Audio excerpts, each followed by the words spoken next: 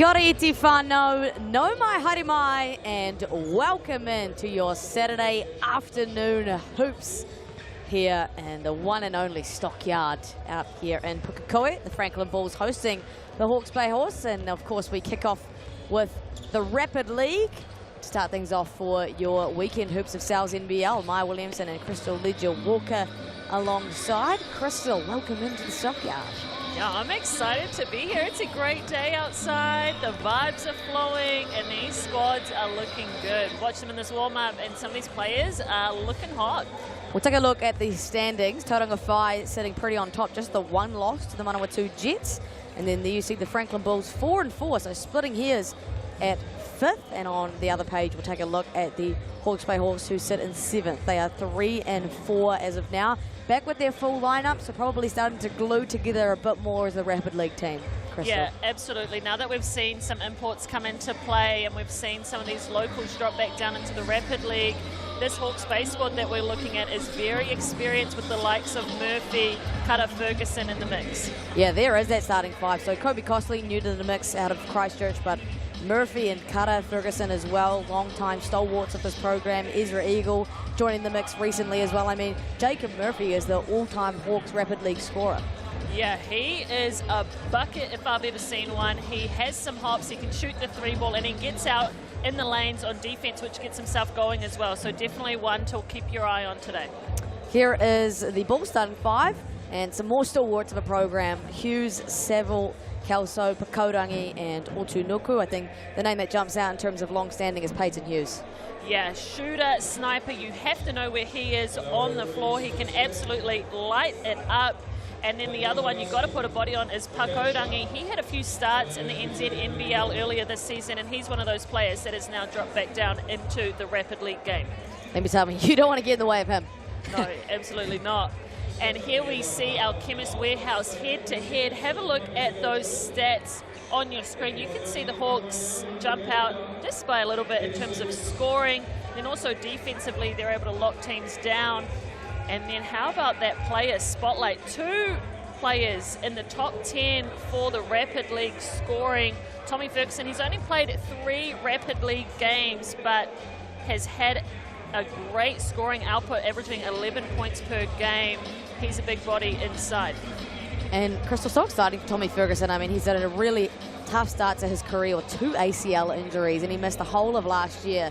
So to see him back and actually getting into the flow of a season, it's really good to see. Man, how impressive. Just the mental toughness that you have to come back not once but twice from the same injury is really tough, but great to see him getting back to the best level in New Zealand after those injuries. Absolutely. Can't wait to see what he outputs today. Blake Rosanowski, Michaela Sharp and Wejo Manigo are your barter card officials this afternoon as teams start to make their way out here onto the floor. Someone else who has persevered through some injuries, Clifton Bush, man, he has had some really bad luck with his body, but again, so good to see him healthy as well. Yeah, and so good to see them committed to this Hawks program franchise, getting themselves back ready, league fit, and then also the club support of them supporting them through those injuries as well. Just the 5 suited up today for the Hawks. No, that'll be 6. Alonzo Burton not in the starting lineup for the NZNBL, but will not play Rapid League. Team's getting ready to go out there as our ball boy, accompanied by the one, the only, Brody Perry. Talk about a stalwart of an organisation. How about those Perry brothers? Right, got to be a couple of the absolute fan favourites here in Pukekohe. They give so much to this community, volunteer as coaches locally, and have poured in not just to the men's side, but the women's side as well. Cool to see Corey Perry coaching the girls Pukekohe High School team. Yeah, and I think he's involved in their Franklin rep space as well, so this Franklin community wouldn't be made up without the Perry brothers and many others.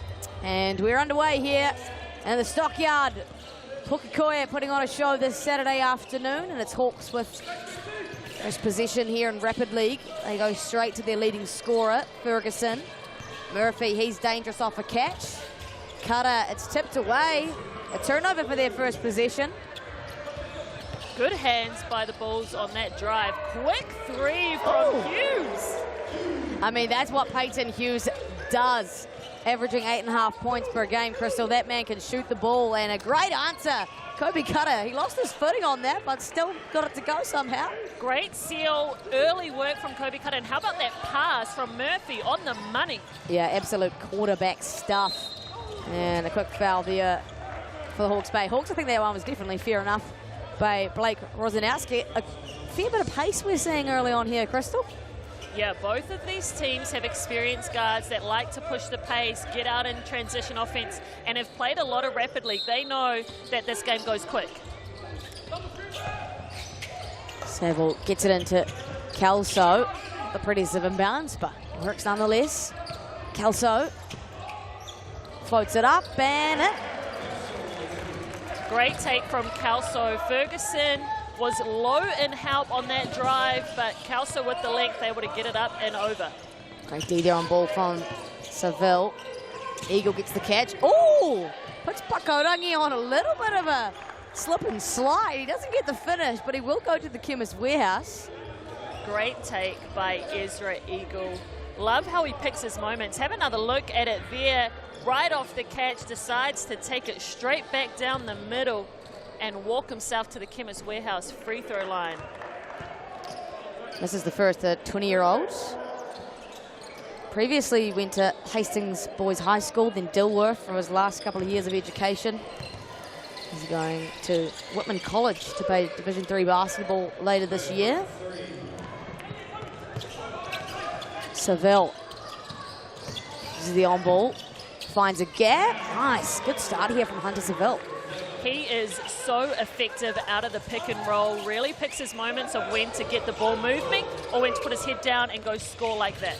Yeah, great point guard out of Hamilton. Jacob Murphy, the spin cycle, finds Costley. Cutter attacks the closeout. Can't find an advantage just yet, can the Hawks, and it's another turnover. A one-on-one opportunity. Kelso gets it. They go out to a 9-3 lead. Great take from Kelso. Quick bucket, and just like that, we see the Hawks looking to make some changes. Clifton Bush, the third, looking to check in the game. Probably the aggression they need, Crystal. It's no good from Ferguson, but they probably need more of that. Kelso just too easy down the other end. What a start for the Franklin Bulls. That is too easy for the Bulls. They don't need much. But I like that the Hawks are trying to get it into Ferguson. They do have that size mismatch inside, as we see Murphy line it up from deep. Yeah, Jacob Murphy tailing Tommy Ferguson for their leading scorer. He's at 9.5 per game. And there goes Saville again out of the on-ball. Otunuku from the corner. It's all working for the home team this afternoon. Great looking shot from the youngster. Costley slowing things down here. Finds Murphy, just hit one. Won't hit another. Great hustle, Kobe Cutter, but can't keep it in play. See the Hawks running a little screener action. That time we saw Murphy set the cross screen for the big to go low, and then a down screen got him open for that three-point shot. 14-6 is the lead for the Bulls. Just over a minute to go here in this quarter. Kelso. Hughes floats it up. Bush, the athleticism just out of mid-air, snatches it. If there's one thing we know about him, it is that he has hops and a work ethic to go get those boards. Look at that challenge on the rim. Bit of injection of energy that they probably needed here, Crystal. Injection of energy and some experience. Yeah, he's 23 years old. Now, Clifton Bush, obviously, been with the Hawks for a fair amount of time now, product of Napier Boys High School. We spoke about the fact that obviously been battling with some injuries, but has trained and played with the Hawks since 2019. As he makes his first from the Chemist Warehouse, of course, father Clifton Bush is a infamous NBL player. Right, helps when you have a dad like that to get you into the game. Saville trying to go to work on the bigger Ferguson up top. Saville, a product of St. John's College in the Tron. represented New Zealand for their under-18 select team. Yes, went to Germany earlier this year. Listen, great take off the backboard. Nice bucket. They're out to 16. Couple of possessions left inside this quarter. Anderson is one of those players I don't think has really found his flow yet this season. Just watched him at the 3-on-3 UTSNZ Nationals last week, and man, did he dominate. Yeah, he's a great downhill player. Definitely a valuable pickup for the Franklin Bulls. Dying seconds of this one. Great cut. Jacob Murphy misses the bunny. And the Bulls, they have the final shot to go. Zion Anderson just can't get it up in time. And that'll be all she wrote for the first quarter here in Pukekohe. The home team, what a start, Crystal. 16 points in 4 minutes. Yeah, they've been doing a great job defensively, getting in the lanes, picking some steals and getting out running. They have the legs, the youngsters that like to play fast, and they've been using that to their advantage to start. So what is it now that the Hawks have to do? 8 points, not a bad showing in terms of rapid league, but probably not finding a lot of momentum. No, I liked the look of when Bush came back into the game and just the intensity he brought on the glass, you know, securing it defensively and really initiating their offense through those rebounds, and then also trying to get on the rim. A good... Oh, no, go ahead, Crystal. I just cut you off completely. No, sorry, I'm just saying, if we're looking at this stat sheet, though, does anything, I know you're a New Zealand level coach, does that mean jump off the page at you? Yeah, well, we have to say the scoring spread for the Bulls, that's really impressive. Just 2 people who didn't score, and I don't even think Bigger actually got in the mix in that quarter. So really impressive to see how their scoring is spread out across their squad, and I mean that attributes to 16 points. It's not often that you see 16 points scored in 4 minutes in a rapid league game. Right, that is a lot of scoring, something I think the Hawks will need to fix defensively. Just had Jeff Green come along and say hello. Right, mid-commentary, love that. Yeah. Doesn't matter what you're doing, of course. About to get back underway in the second quarter here.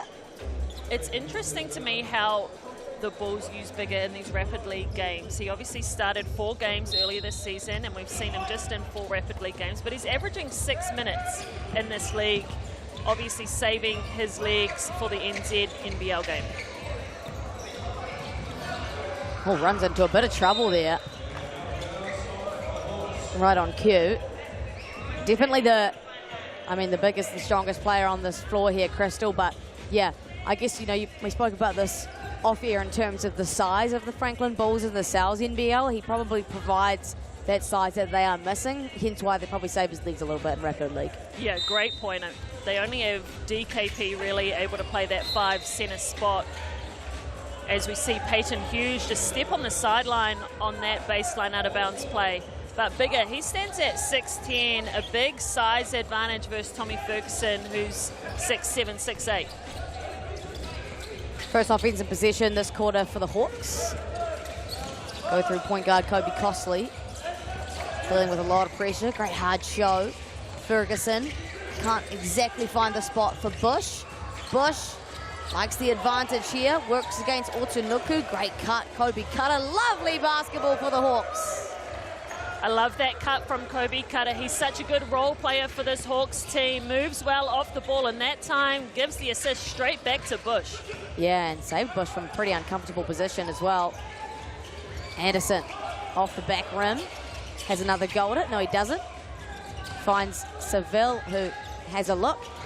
And nice board there from Jacob Murphy. A couple of athletes inside this Hawks squad. Couple. Murphy dealing with a lot of pressure here. Surveying. Takes it on Seville. Drops it off to Bush. Bush through contact. Good start for the Hawks. We see him thriving in that little dunker spot area. Second time now. Seen him score back-to-back points, and Murphy gets the ball handed to him. Foul committed as he tries to push in transition. I mean, probably the only way to stop Jacob Murphy in transition, if we're honest. Not a dumb foul, honestly. Gives your team a chance to set up defensively and slow this Hawks Bay team down. And probably the sub that they wanted to make as well, getting Kodangi back in, giving Bigger a chance to rest. Murphy, Costley has it. Tax finds Murphy in the corner and gets it with a little bit of a cheeky wedgie.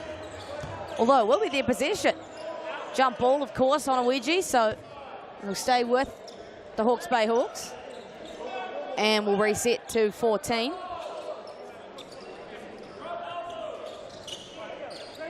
It's another bite of the cherry here for the Hawks. They could really close in on this lead that the Bulls have built in that first quarter. Murphy, Cutter, Clifton, Bosch! Oh my goodness me! Thought we had a highlight play. And there he goes, three-point play. Man, oh man, how high did he just get on that attempt? I thought we were about to have an absolute highlight reel out of Rapid League. I mean, look at that, his head's at the... Right, it was too high for the cameraman, even on that one. Hey, I'd love what Casey Frank would call the stick-to-itiveness, though, right? Gets the O board and gets the M1 as well. So a chance to bring her back to 1. And he got poked in the eye. That's why he missed the free throw. It doesn't matter. Ezra Eagle was there to save the day. Murphy downhill. Eagle working on Hughes, the bigger boy, but tipped away by Anderson. Here we go.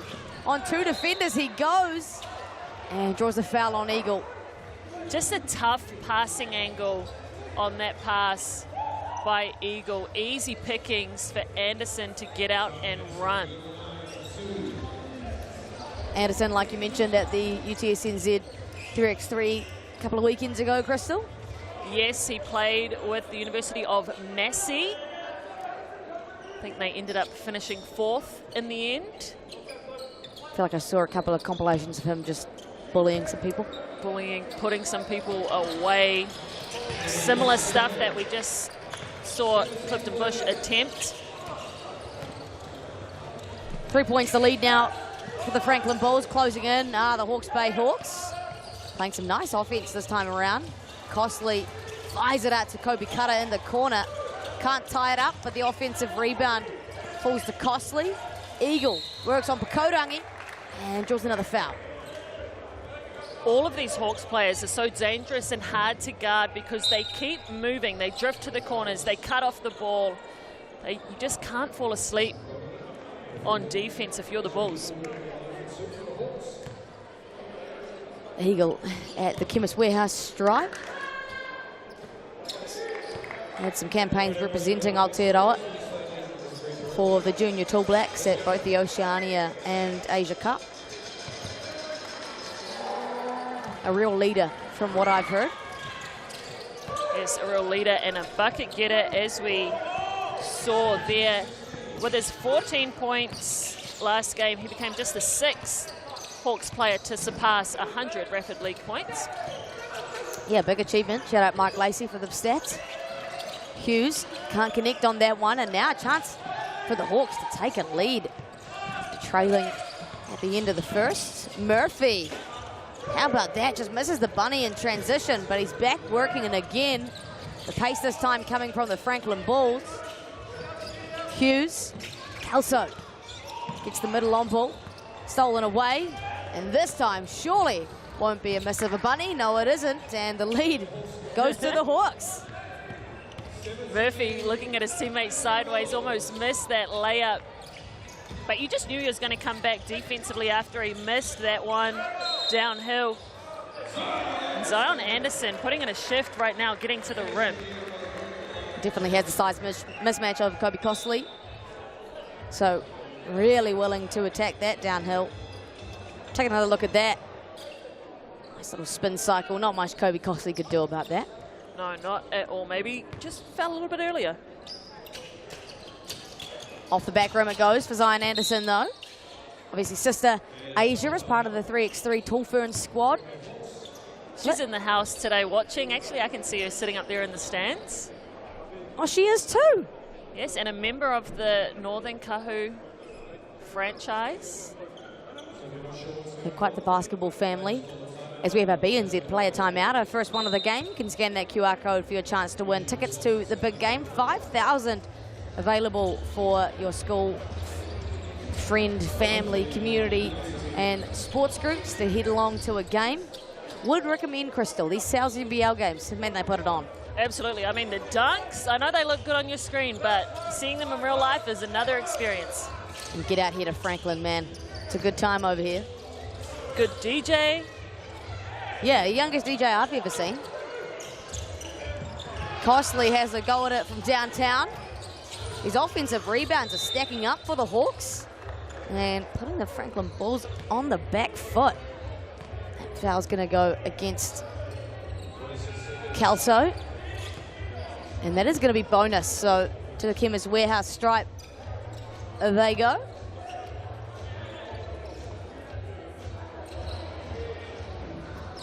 Cutter. Long-standing member of this Hawks squad. Been a part of them since 2021. Yeah, him and actually Tommy Ferguson came in 2021 together, both out of Napier Boys High School. Clearly see where that connection comes from. Makes both of those like it's nothing. And we're all tied up here. Last possession of the quarter for the Franklin Bulls. Before we get into half-time. Kelso, Kodangi. Anderson back to Kelso. Finds a lane, loses the handle. And it'll stay with the Franklin Bulls, but they have 6 seconds now to make something work.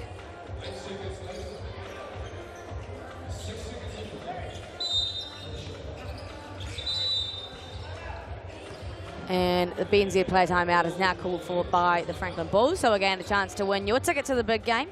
Just scan that QR code and get amongst. What are they going to here, do you reckon?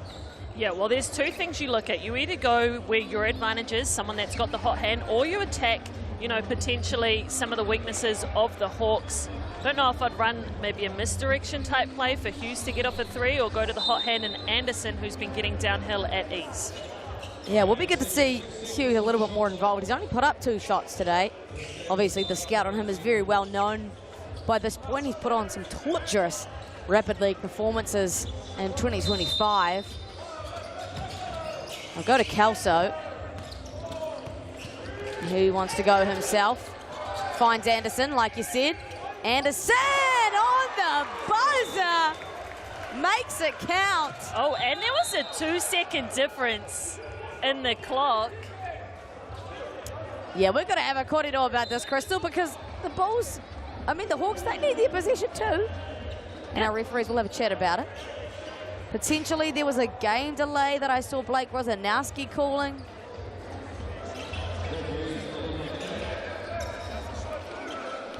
Or they're not going to award them. Let's have a look at that. Nonetheless, I mean, Henderson, over 3 defenders. We're having some chats, Hokianga and our school bench, but to no avail, Crystal? Yeah, no, I'm not too sure what happened there. I might just actually investigate that and come back. Yeah, well, I felt as though the shot fired and there was 3 seconds left for the Hawks, but Crystal is going to ask our lovely team on the school bench about some clarification around that. But nonetheless, a lead now at halftime for the Franklin Bulls, 22-19. Crystal, what did you find out with your investigation? I've got our update. So when the ball left his hand, that's when the shot clock expired. But obviously, as the ball was still traveling in the air, that time elapsed. So then that's why, now it's over. Hey, that makes total sense. Right. The more you know. Well, nonetheless, still only a 3-point lead for the Franklin Bulls. I mean, a great shot for the Bulls and great for their momentum going into this third quarter. As we take a look at the Chemist Warehouse stats, how good has Anderson been? Yeah, he has come out super aggressive. Like I said, he's just been playing 3-on-3 where you have to go 1-on-1, you get exposed really easy, you have to score like he is right now. He's got 8, he's leading the way with that big 3 to end the half. And then on the other side, Bush the third, he has 8 points and he has come in, injected himself some energy, as you mentioned, just popping off, getting rebounds, getting boards and getting things going for the Hawks squad. Murphy also, as you see, putting in a shift, getting out defensively, applying some pressure and getting some turnovers for his squad as well. And then there you see the 2 and only blocks on your screen. Then Murphy, as I mentioned, that defense, he's come up with 2 steals and 3 for the Bulls on that side of the game. Yeah, Murphy just quietly putting together a performance with 5 points, 3 assists and 2 steals. Doing all those little things right, no turnovers either. Ferguson, though, interestingly, we spoke about him being the leading scorer, has yet to score. Yeah. He's, you know, had some really good looks down low. They've been trying to feed him the ball, but he's not shy to pass it back out when he gets that double or he gets, you know, extra attention on him. 22 plays 19, so 8 minutes to go here in a Rapid League for your Saturday afternoon. Of course, Chemist Warehouse, the official stats partner of the Sal's NBL. And it'll be the Franklin Bulls with the first possession of the quarter. Otunuku, nice pass down to Hughes.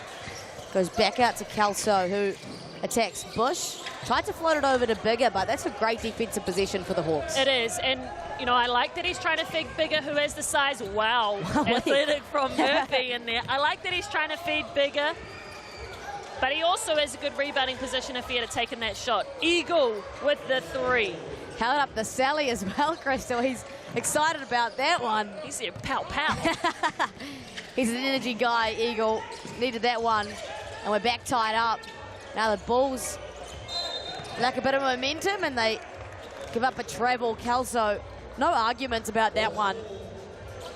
Bush, he's fired up after that stop. I've been saying it, the energy that Bush brings to this squad, just with his work ethic, the intensity, you can see it. Ferguson with the big hit in the middle. I think that's a big part of this team, Crystal, is they have a lot of energy guys who just get after it. I mean, like you said, Bush is one of those guys. Murphy is a great example of that. And so is Ezra Eagle. Well, that probably shows why they keep bringing them back, why they've become, you know, cornerstones of this franchise. Ferguson gets his first bucket of the game down that end, and the Hawks go out in front. Here is what they love to do. They love to get out and run, especially Murphy, who's on the floor now as they recover that possession. Bush, Eagle. Set to point guard, Kobe Costley. And we're going to have to slow things up because Ferguson must be a sweaty boy. Yeah, he's been on the ground. He's been getting after it. I think that just shows, you know, coming back from those injuries, how much he's missed basketball, wants to be out on the floor, and any chance he is going to get, he's going to go hard. Which is hard to do, right? After you tear your ACL twice, like, you have to be very trusting of your body to be able to do that, those kind of things. Honestly, that's probably the main part that you just said right there, just learning to trust yourself again. I can't even imagine how terrifying that must be. Nice steal there from Kelso, who now goes in transition on Ferguson. Thought he had the clean block, but does give up the foul. Like the aggression there from Kelso. Kelso has been really efficient today. He's gone 3 from 3 from the field. That is his only miss just there on that attempt. But he's doing a great job of getting himself downhill, getting some steals, being a pest defensively. And makes it from the Chemist Warehouse stripe there as well. Was also part of the Junior Tall Black squad that actually won the Oceania Cup last year and averaged 7 points a game for them. Was also in Germany earlier this year alongside Hunter Seville. Bulls trail by 1. Eagle, Costley, Cutter, Eagle tipped away. 7 seconds on the clock. Bush wants the on-ball. Finds Ferguson from deep. And way off for Ferguson. Good defensive possession for the Franklin Bulls. Good defensive position by Otunuku. He had a stunt at the ball that allowed Peyton Hughes to get back in rotation. And then just again on Ferguson's shot, you see him show a little to the ball. You know, a closeout that makes Ferguson second guess and airball that shot. 1 point the lead for the Hawks. Seville, great attack and lovely finish off the glass. Great downhill driving, great awareness. He knew Bigger was sealing inside and would hold that defense behind, giving him enough space to get that floater up. And there he is, just absolutely working on Kobe Costley in the backcourt. Eagle commits the offensive foul. Hughes sold that one brilliantly. Those are the passion plays you love to see. Have another look at it. Takes it in the chest. right through his body. That was a hard fall on his head. I mean, and that's a big boy to take it from as well. Peyton Hughes. He knew exactly what he was doing when he was guarding Eagle there. He knew what he was gunning for, sold it perfectly, and no arguments from Ezra Eagle's end. Bigger inside, working on Ferguson. Goes back to his right hand, just can't get the finish. He'll get his rebound, and not blocked away by Ferguson. We'll head to the Chemist Warehouse strike. Ferguson's been putting in a shift down there. He has, and I wonder if he's arguing 3 seconds or if he had the block. I mean, it's hard to tell from this angle, but probably had a pretty good contest. Well, it's hard to stop someone of bigger size. Right, we did mention that Bigger does stand a couple inches taller than Ferguson low, but after that missed free throw, Ferguson's clapping like, ball don't lie. I love that kind of chat. It is the best feeling. You don't think you fouled someone and they missed their free throw. Right, and then you look at the ref like, did you see that? Or you do the old, good foul, good foul. I love that one. And it's a good foul. He misses both from the Chemist Warehouse. Right, basically a stop. Yeah, perfect defense. Now a chance for the Hawks to go back out on top. It's been a little bit of a seesaw here in the third quarter. Cutter. 7 seconds to work with here. Bush has the mismatch on Hughes. Up and in. Used every part of the rim to get there. Great move by Bush. Great decision to go middle, get to his strong right hand and hook that over.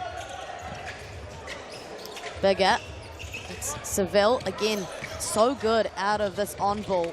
Just short on the floater. It's tipped away. And another foul. These officials are not letting them get away with anything with their hands. Yeah.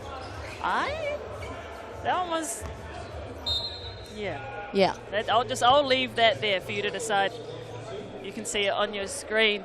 But how about the aggression by Seville and the stick-to-itiveness, that word that we love, of him to keep fighting for that play and put himself at the Chemist Warehouse free throw line. I mean, if there's something about this kid, he is going to work, Hunter Seville. Of all the basketball that I've seen him play across the Rapid League and then his age group tournaments, his motor is unstoppable. Hey, if someone can put 40 points up in a game, their motor must be high. And at full speed, just all the time. Love to see it from Hunter Seville. Couple of possessions left inside this third quarter before we get to the business end. And that's an easy call for our referees. Kobe Costley dealing with a lot of heat there.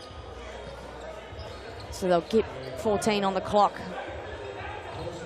You can see head coach and a couple of members of the Franklin Bulls, DKP, with the orange cut this time around. You're going orange? Is it orange, yellow? Yellow, bit of both. Bit of both. Sunset. Sunset, I like that.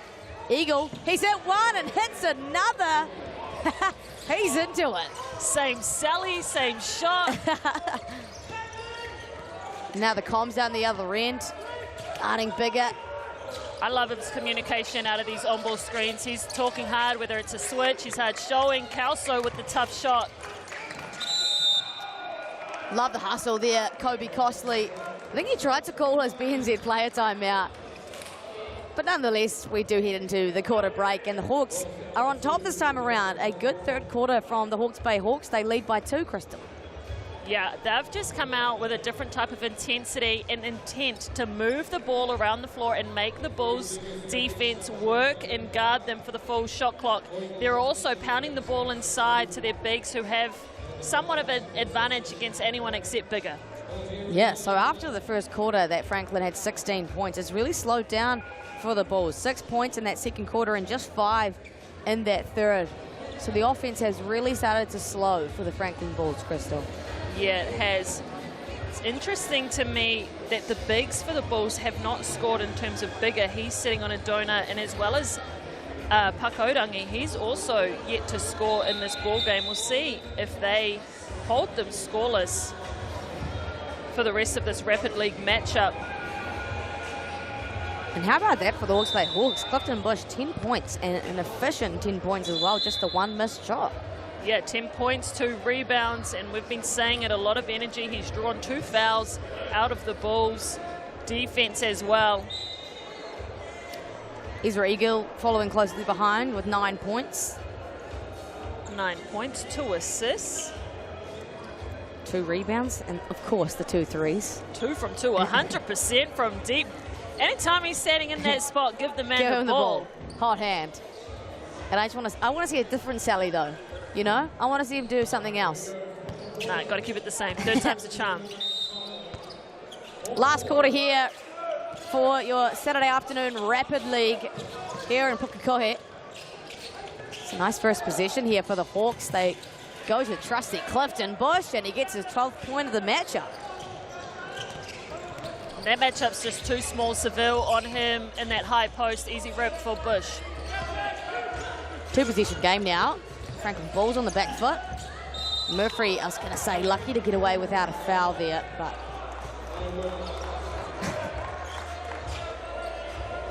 I mean, high IQ from Peyton Hughes to put that shot up, knowing that the refs are probably going to call it. Exactly. And I think, you know, as much contention as you give for those kind of fouls, you do have to adjust to the referees, right? They're seeing hands and they're calling them. So you have to get your hands out. Even if you don't think that you have fouled or made any contact, you do have to adjust to what the referees are calling. Yeah, you do. And we've seen Hughes on both ends of the floor. You know, he fouled early at the end of that last half to give his team a chance to reset. And then on this side, we see him playing the refs, drawing fouls of his own. Jacob Murphy really put on a show with the referees before, showing them exactly what Peyton Hughes did, and still having some words to say about it. They will move on. A couple of made free throws for Peyton Hughes. 29-32 is the score. And we're seeing a 2-3 zone here, Crystal. And it worked a charm. Yeah, we're seeing a 2-3 zone because that guy has been killing them inside. Yeah, I mean, first position for the quarter was a right-hand layup for Clifton Bush, so probably a smart adjustment. Looks like they've gone back to man, potentially. Could be Cutter at the end, 1. The late call from the referees. And Kelso just got caught on the back foot there. Yeah, they caught him on the hands up top. Have a look at that fake handoff. Beautiful take by Kobe Cutter, and throws his hands up. Where's my foul? Don't worry, Kobe, you got it. 24-year-old. Of course, I mentioned before, been with the Hawks since 2021. He is a product of Napier Boys High School, as many of these Hawke's Bay boys are. And he's been a great get. Last year we saw him with an increased role in the NZNBL. Had some game winners. Definitely someone you can go to late in game. See him getting out in the hard show. Seville can't get it. Oh, it's a great move though, Seville. Just couldn't quite get the finish off these rims. Murphy doesn't need much time or space. Doesn't connect on that one. Kelso now looks to push the pace. Tries to find an advantage on Bush. Great finish. He has a long frame. He's able to get that shot up over the D. Costly down low to Eagle. Eagle working on Otunuku. It's a late call. There's no arguments from Otunuku. He did what he could, probably just a bit of a strength disadvantage against the bigger Ezra Eagle. And Ezra Eagle has tidy footwork around the rim as well. He uses a lot of fakes. He steps through. He's hard to guard.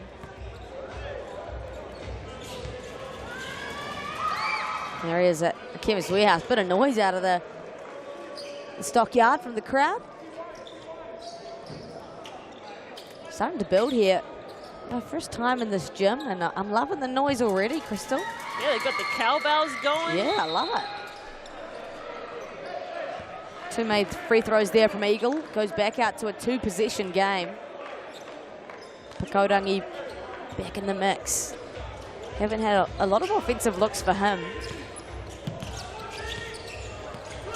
Kelso comes off the Iverson cut. Fires it, I was going to say over to Hughes, but he actually just hit the structure. Whoopsies. You hate that. I mean, great idea. Hughes would have been wide open in the corner. He was wide open in the corner. It was definitely the right read, but man, someone get some different hoops. Vic Kelso out here. Great defense, though. Walls up on that one, makes it hard for Murphy, and gets the rebound. Great response there from Kelso. A little bit of a frustration foul by Murphy, and also a foul to get Kobe Kata a chance to get back in the play, who fell over passing that ball earlier.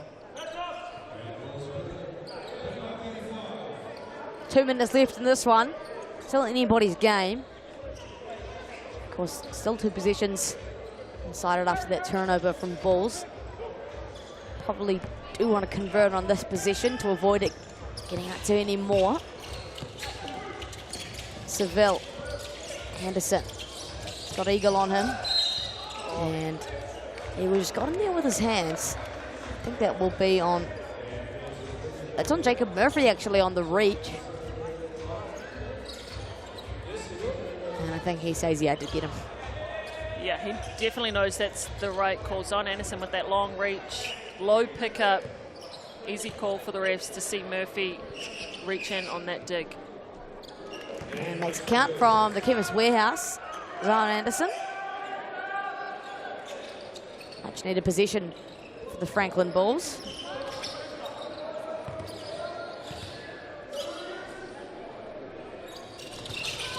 Makes the second as well. Hawks wanting a bucket, the Bulls wanting a stop here. Getting to the business end. Costly, Eagle. Back to Costly.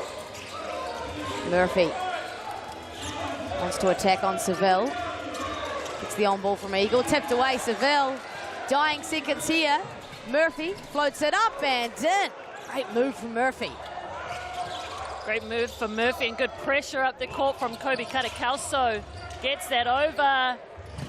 Another great look over the athleticism of Clifton Bush.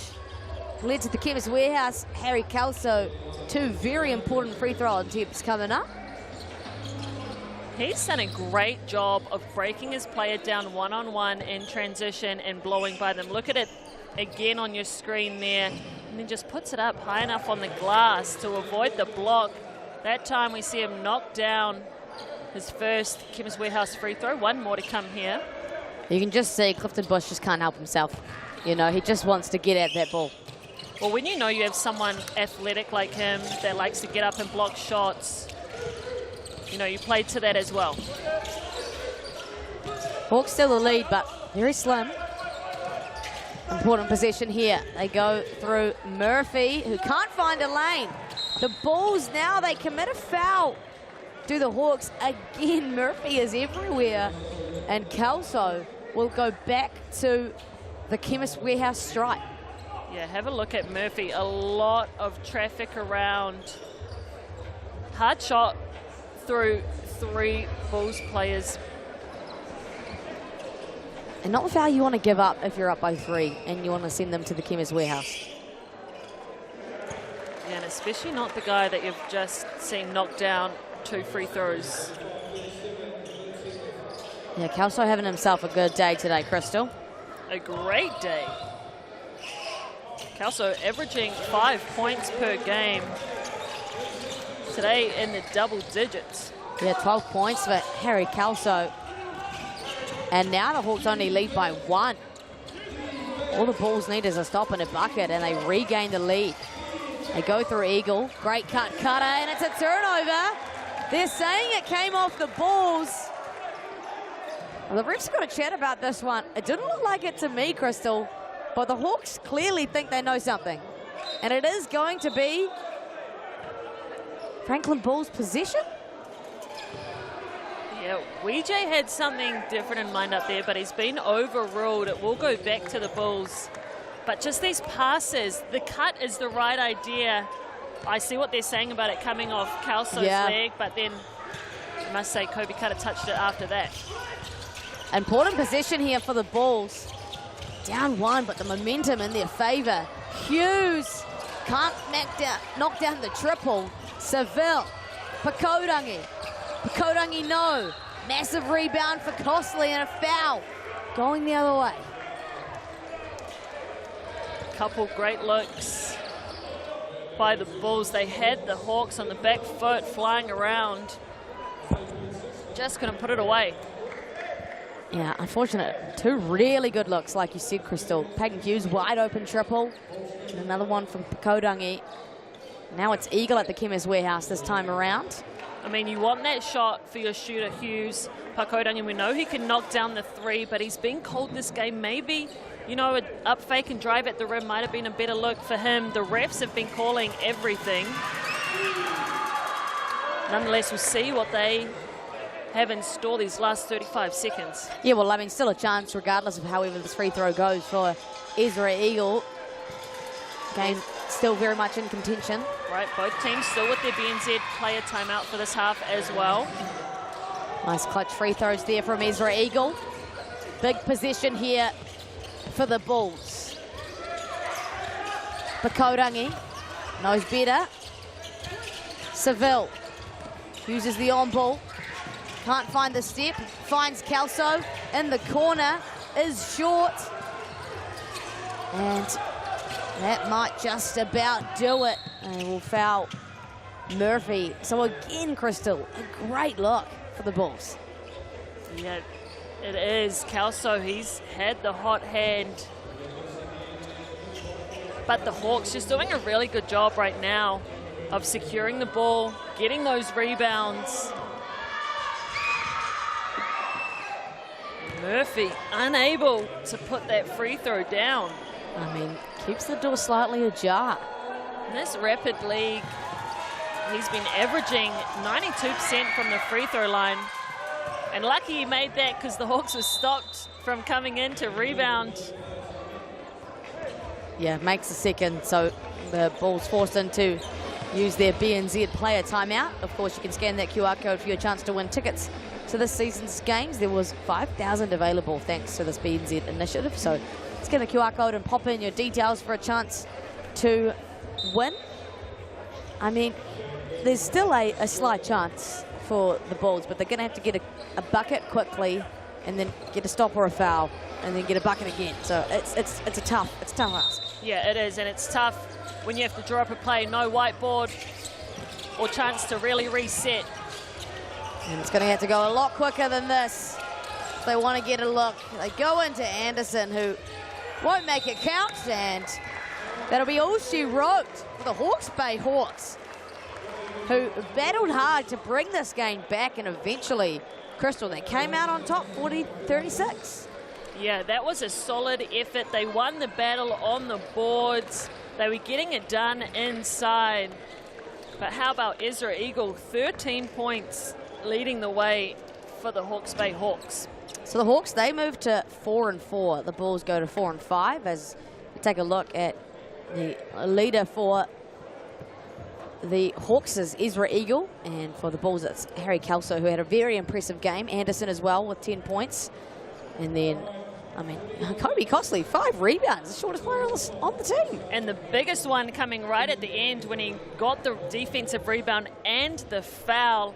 He was great controlling things for the Hawks and keeping them steady, because it wasn't a pretty start. They started that first quarter down 8 and were able to pull it out, holding the Bulls to 5 points in the third and then to 9 in the fourth, which was just enough to get them over the line. But what a game for the Hawks that gets them started off the right way. Yeah, absolutely. It's not always easy to come and visit a court like this and get it done. Did just that. Murphy as well, having himself an impressive game. That's 3 steals we just saw there to go along with 8 points and 3 assists, as well as 3 rebounds, as we can see the crowd building here in the Franklin Pool and Leisure Centre, otherwise known as the Stockyard. We're back very soon here on Sky Sports just after 4 o'clock for the Franklin Bulls and the Hawke's Bay Hawks and yourselves NBL. Ka kite, we'll see you soon.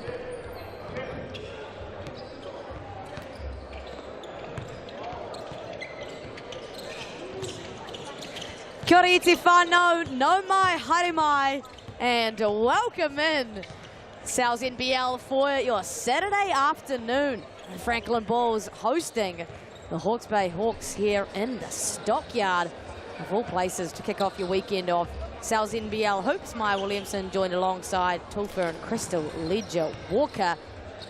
Crystal, happy to be here. We've kicked things off with a really good Rapid League game. And wow, the Bulls seem to be the favourite today. Right, jumping right out there. Not even no votes for the Hawks. None. Come on, guys. Scan that QR code, please. Get in there. The Bulls coming off a loss as well, and they still have a lot of love behind them. The Hawks coming off a win, 2 wins in fact. Crystal, so a lot of momentum in their factor. Yeah, the Hawks are going to come in today and see, if they can really get this momentum, this winning trend on way. The Bulls, on the other hand, they're coming off 2 losses. They've got a point to prove, and what a place to do it at home in front of their fans. Here at Sal's NBL standings, the Southland Sharks have shot out to first place with a massive win over both the Rams and the Saints. What about 2 back-to-back games, and how about those performances? Man, they want it this year. Man, they are looking good, and not to mention Tobias, Cameron and Max Darling are in the mix as well. How is that even fair? How do they even do it? Scary times down south. Love to see how gridlocked it is, though. The Tuatara, the Rams, and the Saints, they're out the top as well. The Nuggets in contention. So this is going to be an exciting season down the stretch. There are your Franklin Bulls in 6th at 3-5, and the Hawke's Bay Hawks at 2-5. But they started down the bottom, and they've had a nice couple of wins and really finding their feet now, Crystal, with the addition of their 2 imports. Yeah, with these 2 imports back in the mix, it gives them some more size inside, which is an area they were struggling. They had Dan Greta playing that 4 spot. Now he's able to move back out onto the wing and get running in the lanes and get downhill, do all those good things that we've seen from him these past few years. He's such an exciting player to watch. Dan Greta and Keanu Rasmussen as well will be someone that we keep an eye on. Here are your upcoming games this afternoon. After this one, the Tuatara play the Phi. The Tuatara chance to maybe even jump out in front of the Sharks on top of the ladder there, and then the Giants and the Nuggets, the South Island battle. The Ears, they play the Rams at Hawera, and then the Hawks have a very quick turnaround against the Saints of all teams on Monday. Yeah, that's a tough stretch for the Hawks, but like I said, coming in off 2 wins, they're feeling good. A great time to be heading to play the Saints.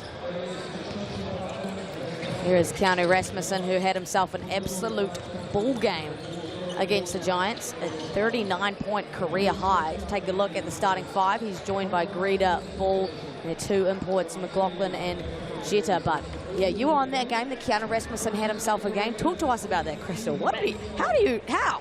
Right, he was unstoppable. Getting himself to the rim, getting himself to the Chemist Warehouse free throw line. In that game, actually, the Hawks were struggling with some foul trouble. So they needed Keanu Rasmussen to really produce and hold things down offensively, and he did. Well, it'll be rude not to catch up with him earlier today. I'm here with Keanu Rasmussen of the Hawke's Bay Hawks. You're coming off an impressive 39-point outing. What has been your focus and mindset offensively? I think kind of just taking the shots that I know I'm capable of doing, being confident in myself, and then obviously having my teammates have my back and find me in those situations has also been a huge part of it. Awesome, and you're coming in, with a little bit of a winning streak with some momentum. What's the game plan today versus the Bulls? They're a high shooting 3-point team. I think that's probably the main thing, run them off the line, and then kind of flow into our stuff and execute down that end. Awesome, and what was your pre-game meal today? I had a Subway today, so yeah, chicken sub. Cool, good luck for today. Delightful things about the pre-game meal. Right, all the things that people at home want to know. I know where you guys' heads are at. I think those things are actually kind of interesting, Like, I don't know if you ever I always watch athletes make videos about their day in their life, but it's actually interesting to see what they actually get up to pre-game.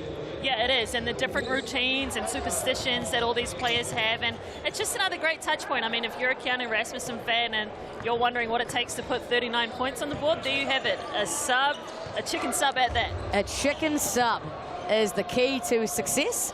We'll take a look at the Franklin Bulls starting 5. The Hawke's Bay Hawks, yeah, we get it. Let's take a look at the Franklin Bulls this time.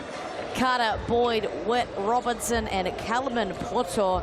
I mean, there's so many exciting parts to this starting five. Carter Witt, one of the best point guards in this league, and Jace Carter, one of the best scorers in this league, Crystal. One of the best scorers and one of the best rebounders for this team. He leads his squad in both of those categories. He's really the heart and soul of how this Bulls team go. All three guard imports actually for this Bulls squad, big producers offensively. Then you add the likes of Kale Robinson, who is a very impressive knockdown shooter from outside, and Dom Kalman-Putu, one of the best bully ball bigs in the league, I want to say, playing the center spot. He's really added some size since I brought him in. And they're really going to need him today. You know, they don't have a lot of size outside of him and bigger, and it's a couple of big boy imports in here, Crystal, so they're really going to need the size and strength of Kelman Porto today. Yeah, they will, and like I said, when you have your guard, Jace Carter, leading your rebounds, that kind of just sends a message to those bigs to pick it up. We caught up with Jace Carter earlier today. I'm here with Jace Carter of the Franklin Bulls. As a leader and captain of this team, how do you want to see your team respond today after your recent losses? Yeah, having some time off, we've definitely got to look in the film and see the things that we did wrong. I think just being a mature group. Obviously, we're a young core group, and we got a lot of young guys. So just taking adversity the last two games and moving forward is going to be good for us. And I think Coach Dan did a great job in the film of breaking stuff down that we needed to work better at. So it'll be a good test today. Okay, awesome. And can you just share some of what he did break down in film and what your scout looking at this Hawks team is today? Yeah, I think our transition defense has been really bad. And, you know, obviously the Hawks have a lot of elite players and a lot of people that like to get out and play. So just working on transition defense this past week in practice has been a big emphasis. Rebounding the ball at a high level again. We were doing really good the first 4 or 5 games and kind of dropped the last 2. So just being a bigger emphasis on that and getting back on defense has been a big emphasis the past week. Awesome, and I noticed you were journaling before the game. Can you just give us some insight into what that process is for you and how long you've been doing that? Yeah, I've been journaling since my junior year of college. I'm 23, so it's been about 3 years since I started doing it on a consistent basis. It's just to get my thoughts down. A lot of it is, you know, I think someone's during the game, you're thinking about what could this be, what could this be, what could this be, and you start getting overwhelmed with different things, different expectations. Just to be able to write it down before the game and envision yourself doing positive things and making a list of small things that you need to work on and focus on. It's been a good thing for me. I have had a lot of mentors. My old college coach was a big writer, big journaler, so he kind of gave me some tips and gave me some tricks to do when it comes to just getting my thoughts down. So it's been a good way for me to cope and a good way for me to get my energy and my brain just to settle down a little bit. How cool is that, Crystal? You know, we spoke about the on-court kind of stuff and offense and defense, but you also saw him pre-game journaling up in the stands, and you asked him about that, and he had such an insightful answer. Yeah, he did. I mean, you know, so much of the game is physical, and obviously you have to have the skills and, you know, the physical abilities to perform on court. But the other side of the game is that mental side, the toughness, the journaling, the visualization. All of those little things go into the game as well, and especially if you're trying to make it at the professional level and be that 1%, all of those little things like journaling, coming down, visualizing, meditation, those types of routines, habits, they can impact how far your career can go. And really good to see Carter. I mean, he's actually really young, only a couple of years into the professional season, but doing those kind of things and able to influence also the younger generation of kids. You know, I think the more these kids grow up, the more they see the flashy stuff and see it all over social media, but it's important, like you said, to know that mental side of the game as well for them. Yeah, absolutely. And, you know, it's easy to get really big and high on your highs, but it's those moments when you feel low, when you can go back to those things that ground you, maybe let some thoughts out through journaling or let some anger go, or, you know, ways to let go of losses. As we've seen the Bulls, they're coming off 2 big losses, so it's important that he, you know, has an outlet, can let that go and move on and focus on what's next. Especially as their main offensive engine, Jace Carter, 25 points a game, he's 3rd in scoring in the league, 10 rebounds a game, which is 6th overall at the guard position. Chuck 2.5 assists in there a game as well. And you spoke to their 2 losses in a row. There was the loss to the Jets. It was a nice performance from Carter Witt, as always, 24 points and 13 assists. But the loss before that, Crystal, they lost to the Saints 88-126. That's the most points a team has conceded this season. Yeah, and I know you're on that game, and I know if you're a Bulls fan, that was a hard watch, watching them put that up. But really interested to see how this Bulls squad responds defensively, because both against the Saints and the Jets, they they let them pour it on in terms of shot making and three-pointers and letting their offensive weapons explode. So excited to see what adjustments they've made, what they've done with their scout and what their game plan is coming into today. Now let's have a look at this Chemist Warehouse head-to-head statistics. Break us down those first two, if you would, Maya. Yeah, it's relatively similar. You know, you just spoke about the defense, and both teams probably conceding a fair amount of points, I think is the way that you put it. The Bulls, they're 10th in that category, 99 points per game, and then the Hawks just in front of them at 9th.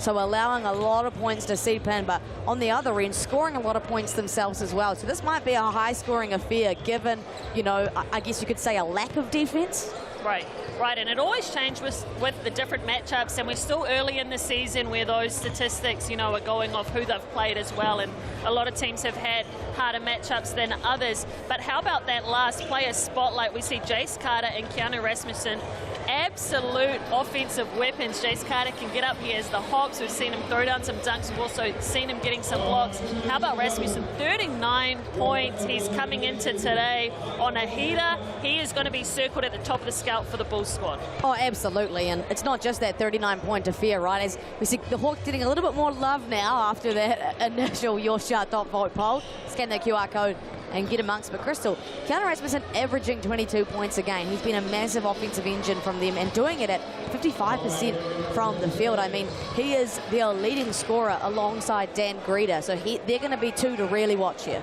Yeah, they will. And we heard Jace Carter speak in that pre-game interview about their defensive transition. I think that's going to be key for today, is building a wall against the likes of Dan Greta and stopping Keanu Rasmussen early in the break. Yeah, this team, they love to get out and run, and Jace Carter spoke to that pre-game about how much they love to push in transition, and they have a lot of weapons that are really good at that, and we haven't even mentioned their other imports, Chase Jeter and Jeremy McLaughlin, just coming in and inserting themselves into this offense. As we take a look at our referees for this evening, Brad Clive, Blake Rosanowski and Michaela Sharp. So, yeah, they're imports, and then they round it out with Jackson Bull. I mean, that's a hard cover. It is. It is a great lineup, and like we said, these imports coming back in for the Hawks has really offered a more balanced lineup. And I think today, Crystal, what we might see is, of course, these starting fives to contain themselves, but who can actually go deeper? Both teams probably not notorious for their depth, which probably speaks to a little bit how they've conceded a lot of points across the season, and you know, fatigue might set in for that. But you know, looking at these two squads, they probably don't go awfully deep. Yeah, no, we've seen the likes of the Hawks. They've got a new coach this year in Will Lopez, and he's still trying to build a lot of that trust with his players, get to know them, and them knowing him as well, what he will allow out on court, how much freedom they have to operate. But, you know, in years past, we've seen the likes of Jacob Murphy, Kobe Cutter step up in really big moments for this Hawks squad. So they do have, you know, some players sitting there that can produce and can be relied on.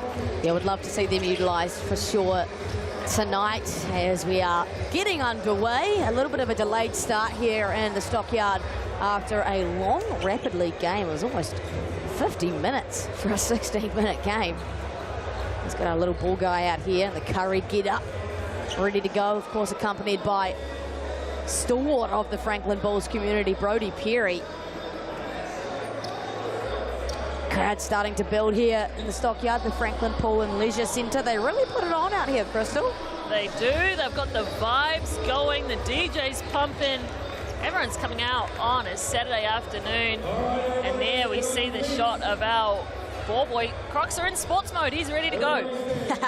Crocs in sports mode, mullet on. Curry get up, ready to go. Gets the high five on his way out. Things you love to see. So we're about to get underway. Saturday afternoon hoops here in the Franklin Pool and Leisure Centre, better known as the Stockyard.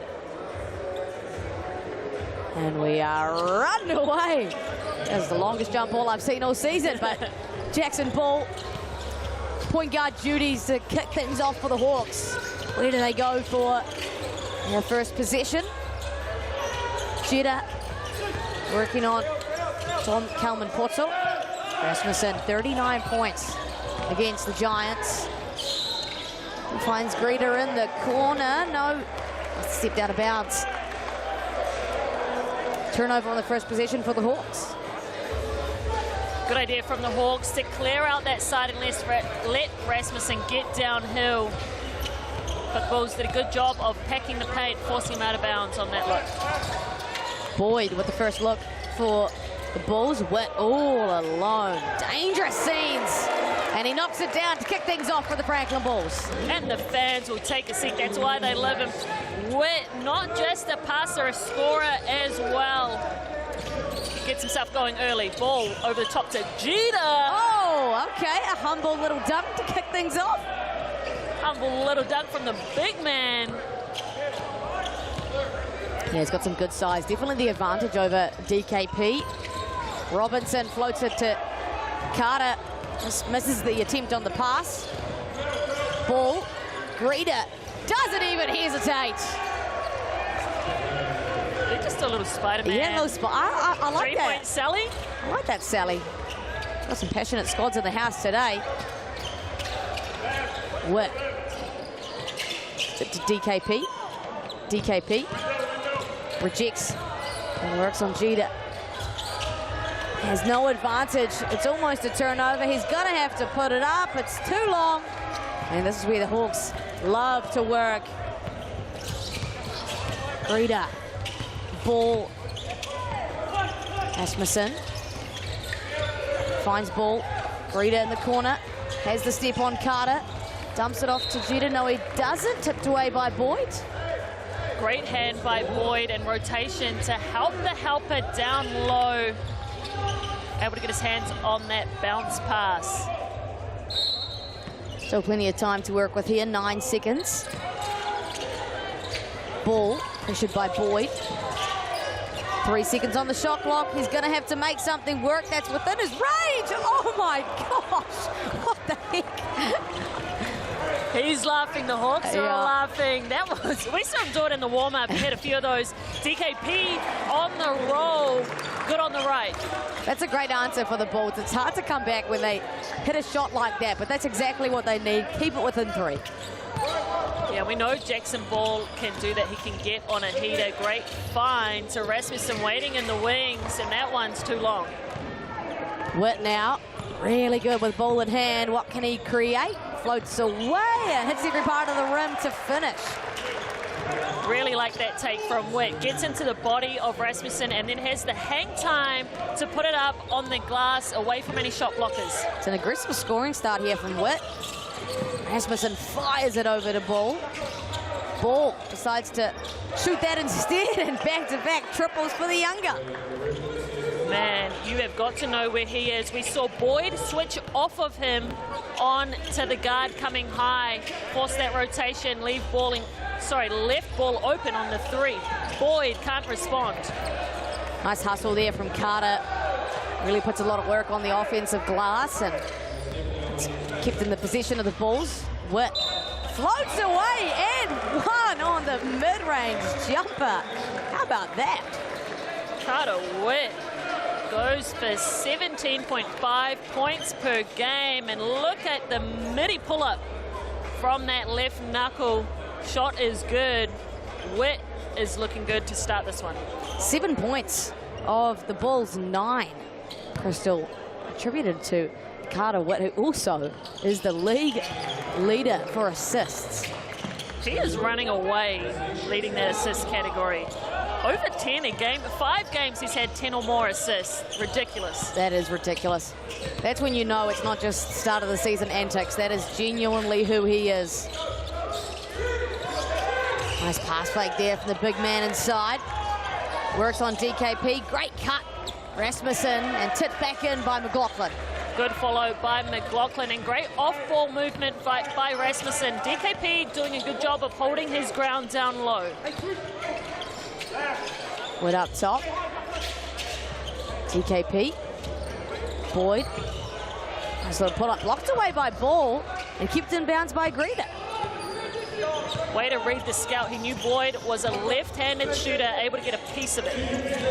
McLaughlin. Ball. It's on Boyd. McLaughlin back to Greeter.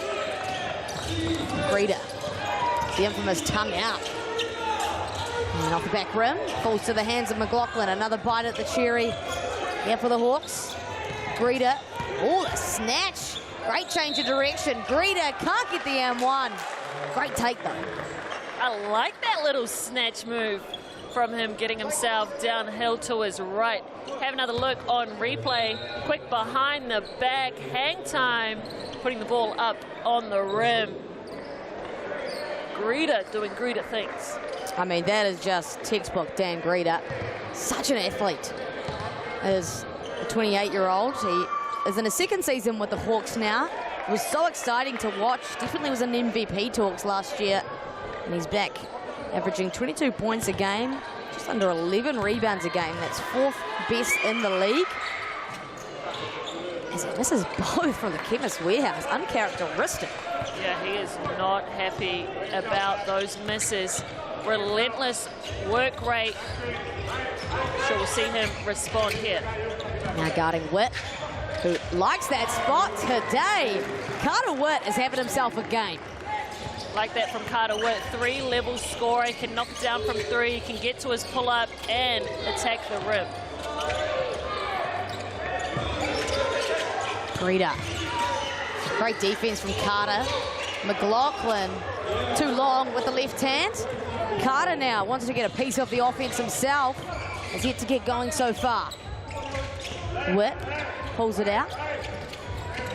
Works on ball. How about that handle in his bag? Carter Witt! Someone stop him!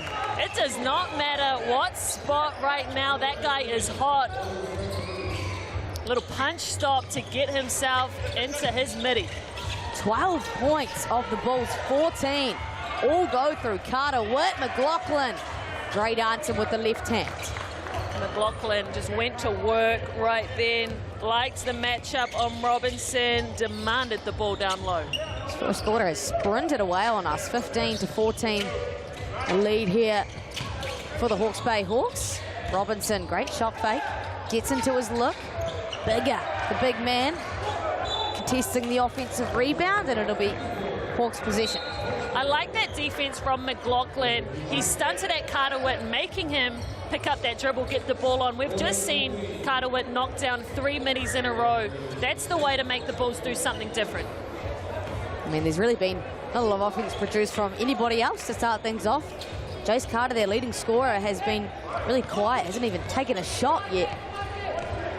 There he is, defending the young Jackson Ball, 2025 Youth Player of the Year and Most Improved. Splits the double team right on cue. Finds Rasmussen in the corner. It's a great look. It is, and how about Jackson Ball really playing that point guard position, splitting that trap. And then we see Jace Carter doing what he does best, getting himself downhill, drawing fouls out of the defense. That one going against Rasmussen. We'll take a look at that. There he is, just pedal to the middle. Couple of subs in here. Pukekohe and Boyd coming back in. Pacer Hughes with the quick blow. Burton as well in for the Hawks. After 4 seasons with the Southland Sharks, of course. With the hot hand. He's got 12 out of 14 of the Franklin Bulls points. Whips it over to Pukekohe. Robinson can't go one better on that. And here come the Hawks. Rasmussen so quick off that explosion. Ball gets it back. Whips it over to Rasmussen and just lost the handle there, Crystal. Yeah, good job by the Bulls to keep them stuck on this side of the court and just push them up and out. He's Eagle in the mix after a strong Rapid League outing for him. A couple of triples and ended with 13 points. Now got the defensive Simon on Boyd. Pukekohe. Witt works on Bigger. Had the right idea, just can't execute. It's going to be a foul on Boyd, much to the dismay of the Franklin Bulls. Yeah, I like that pass from Witt. Bigger was open. Just watching. New coach of the Franklin Bulls having a very polite word to Brad Clive. He's passionate. He's up and about. definitely one of the more active coaches in the league. I mean, it wouldn't be the Franklin Bulls without a passionate coach. No, it would not. Eagle, nice skip over to a shooter in the corner, but just thought Burden was a bit taller than he was. It's the right idea. You know, Burden is one of the best three-point shooters this league has ever seen. Yeah, it was the right idea. The Burden's defense came in, was trying to tag that roller. Eagle faked that, tried to hit the shooter. Too much juice. Witt now dancing with ball. Robinson. Boyd. A step on Rasmussen and went into the contact. That's an NBA move if I've ever seen one. I'm telling you, these Bulls guards know how to draw fouls. Have a look at that left-hand rip through. Pump fake, gets him in his space and gets the contact. That's 2 personal fouls now on Rasmussen. Something that the Hawks will have to manage moving forward. Makes the first, does Darren Boyd, who's had a good season so far with the Bulls. He's actually 5th in total minutes played in the league. With 21 points a game, 5 rebounds, and just shy of 5 assists as well. Yeah, he's someone that they've turned to down the stretch in games, especially when it gets close. So he's someone you want to get in the mix, get going early. Ball. Pressure up top there from Boyd. Keeps the handle. Eagle. Attacks on Robinson. Had nowhere to go.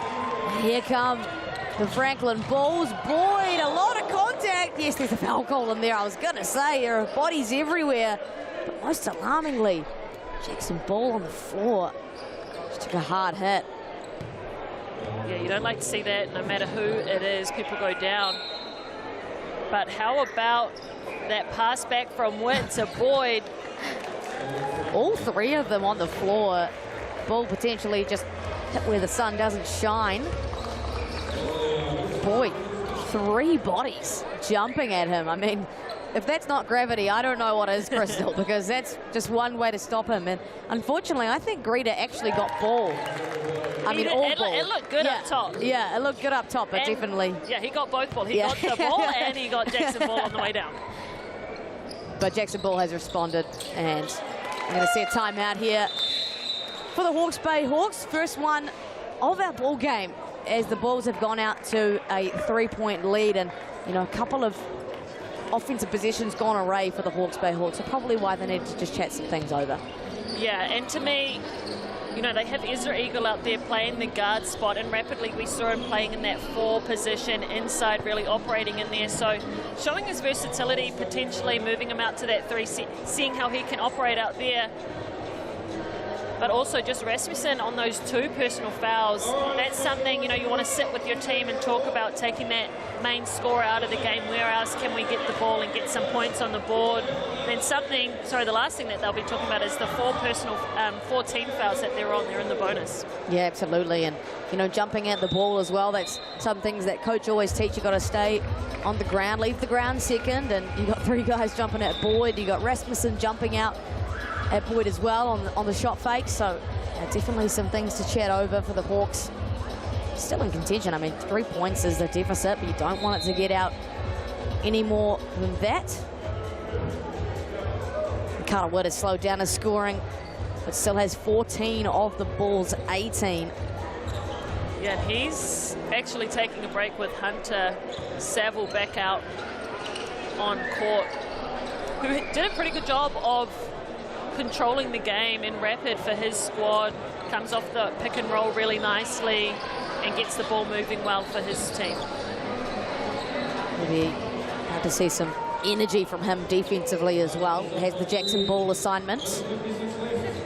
Nice pressure on the backcourt here from the Bulls as well. Like to see a bit of full court pressure out of Sal's NBL teams. Almost forces the 8-second violation. Well, we spoke about that depth issue early, and now that some Hawks players are in foul trouble, why not get up the court and, you know, really make things happen? Lonzo Burden, though, nobody guarding him coming down the lane easy too. I mean, speaking of making things happen, right? And he's got people flying out at him left, right, and centre. Saville saw a lane, Bit of contact on the young man, bit of a welcome to the league moment, if you will. Now Hawke's a chance to go back out on top. Eagle. Burden. There's the younger Saville on him. Stops on a dime, floats it up. Doesn't get the friendly roll. That's one thing I've liked watching this season is the vets going at rookies out here, seeing what they've got, testing them. Did a good job there, young Hunter Saville, and there he is in the corner with the heavy contest. Nice rebound, Ezra Eagle. Now, can you stop this man in transition? Not many can, but he'll stop himself with the turnover. Here we go, showtime from Jace Carter. Just a humble little flush. He does not disappoint because he actually came up ginger after that last play. But hey, not ginger enough not to dunk. Yeah, that was a nice little one there from Carter. Definitely not all he has in his bag, but we can see him here limping off. I'm not sure if it's just a little bit of shock or he's actually done something, but he'll check out of the game for now. And Witt will come in the game for Saville, and Anderson. Sorry, Saville will take a seat now. Anderson in the mix. So last possession here for the Hawks. They trail 3. Ball. Finds Eagle. Again, just picking that pass off. Boyd into the contact of Eagle. Again, Boyd, a real problem for this Hawks defense. Boyd does not care if there is someone in front of him or not. He is going at the rim and he is challenging them. Great take in transition from Boyd, but just another casual turnover from the Hawks. Boyd now drawing 3 fouls. You can hear the Bulls coach, so the Hawks coach, Will Lopez, just having a couple of words about that. Eagle probably thinking he might have done an okay job. But like you said, Boyd, he's unafraid of contact. No. And it's worked in his favour. He makes that second from the Chemist Warehouse. Of course, all makes from the Chemist Warehouse stripe this season, contributing to the Hoops and Schools tally. Final possession of the quarter to Saville. Just too overzealous on his contact there in the backcourt. Don't mind it though, they had one to give, sitting on 3 team fouls, 14 seconds left in the quarter. And for someone like Saville, right, as well, Crystal, 2 fouls is not a big deal for him. He's going to play spot minutes right here, so he can afford to give them up. Yeah, as the secondary ball handler, this is what you want to do. Get up on defense, force turnovers like that. Oh, but they're actually going to call that a foul. And they're going to have to take him out, so they've just put him back in. Now they're going to take him out again. Carter Witt will go back in. As Saville picks up his 3rd and just a short amount of minutes. I mean, you didn't mind the 2, but the 3rd? No, we mind the 3rd. And I we did a pretty good job there.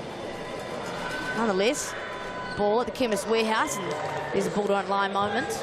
Right, and that's just Jackson Ball getting the respect of the refs, I think, as well.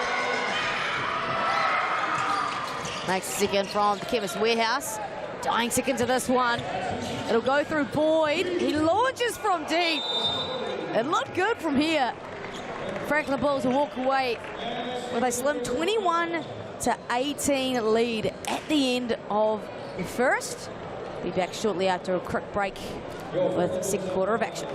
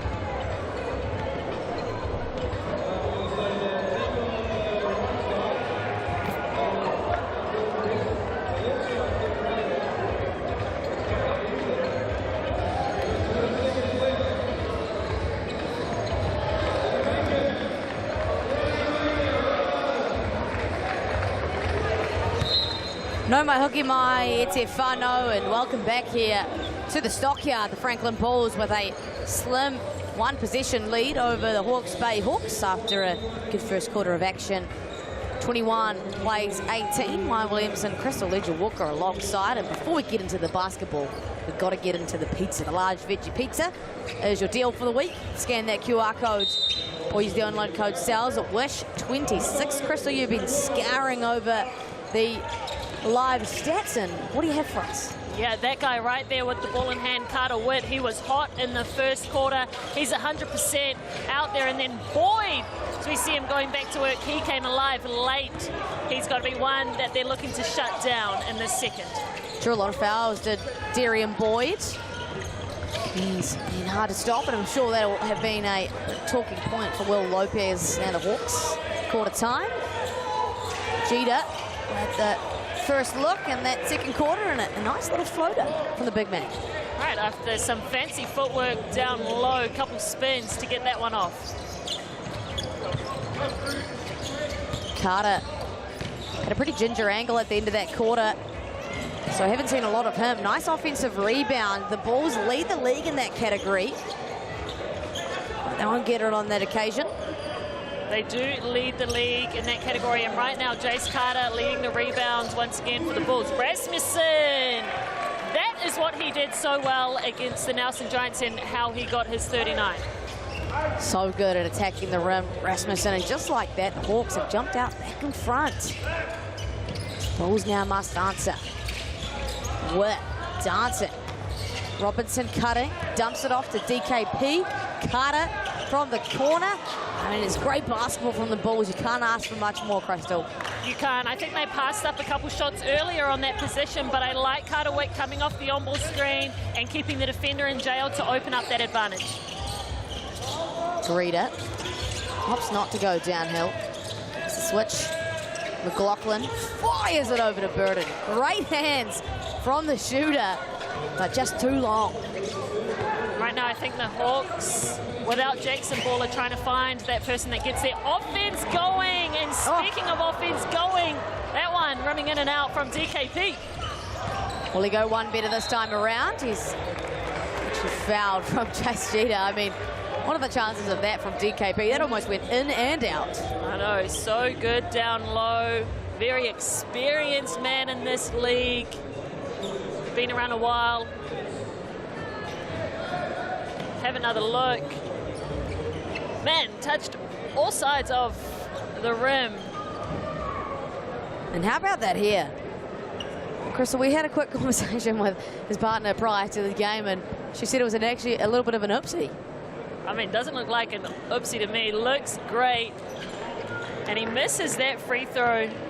But his wife, Nia, she does not miss with the hair. I love it. What do we call in that color, did we say? Sunset? Or like a sunset yellow? Sunset yellow. Is that a color? I think sunset yellow has a nice ring to it for Dom Calvin-Portal, you know? Yeah, the Bulls logo in the back is still my favorite style to date. How does she do it, eh? No idea. Burden, switch.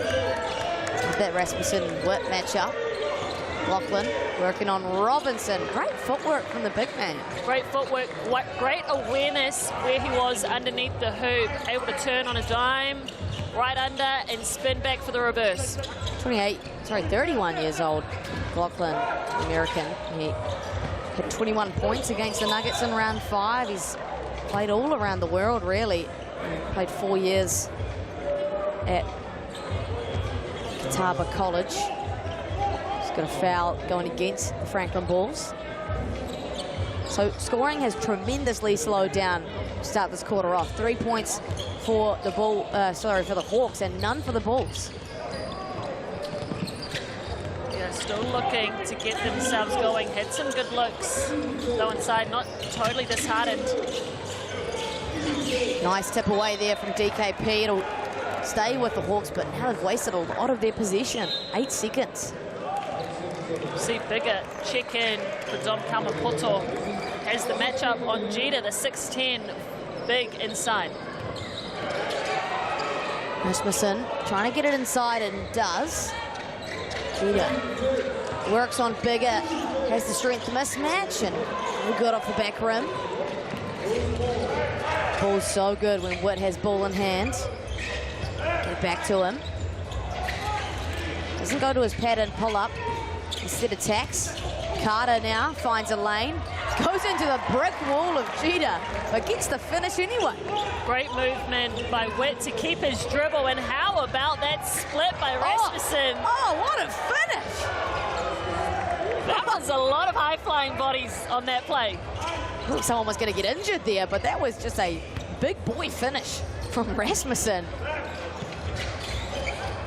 Carter dancing with Greta. Nails it. Wants to tango indeed. Could not get more of a hand on that shot. Pretty good contest by Greta, but Carter with the ability to get it up. McLaughlin puts a body on Cal Robinson. Big rebound from Boyd. You can hear Coach Dan Ryan instructing him to go. Carter hit one. Gives it to Boyd, who's way off on the triple. Witt, Robinson won't get it. And everyone just needs to take a breath. Yeah, they looked gassed out there right now. A lot of hands on knees. We'll see ball check back in for the Hawks. He's had a great start controlling the pace, moving the ball. He's got 3 assists. Ball. Rasmussen, find him. Did a good job defending Rasmussen here on the perimeter. Somehow finds a lane. Very athletic Rasmussen, the hoop and the harm. He can go into some contact for a little boy. He is not a little boy. Let's start there. But no, have another look at this. The spin move up through 2 bodies. Did he even see the rim? No, he doesn't need to. He's a bucket. Apologies for Rasmussen calling you a little boy. A littler boy than the others. But a big man finish. Doesn't get a 3-point opportunity, but there's a foul on the rebound. Giving the Bulls some taste of their own medicine, leading the league in offensive rebounds, but how about that finish? Let's get a different angle on it.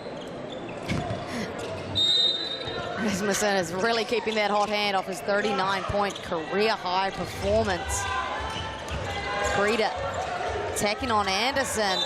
He's a strong boy, Anderson, but just gave it up at the last second to Greta. He is. He's strong. We know he can defend, but Dan Greta is just one of those guys that is going to keep coming at you no matter what. Plays with multiple efforts. He's relentless, not afraid of the contact. And that time, just made up his mind he wanted to get to the rim.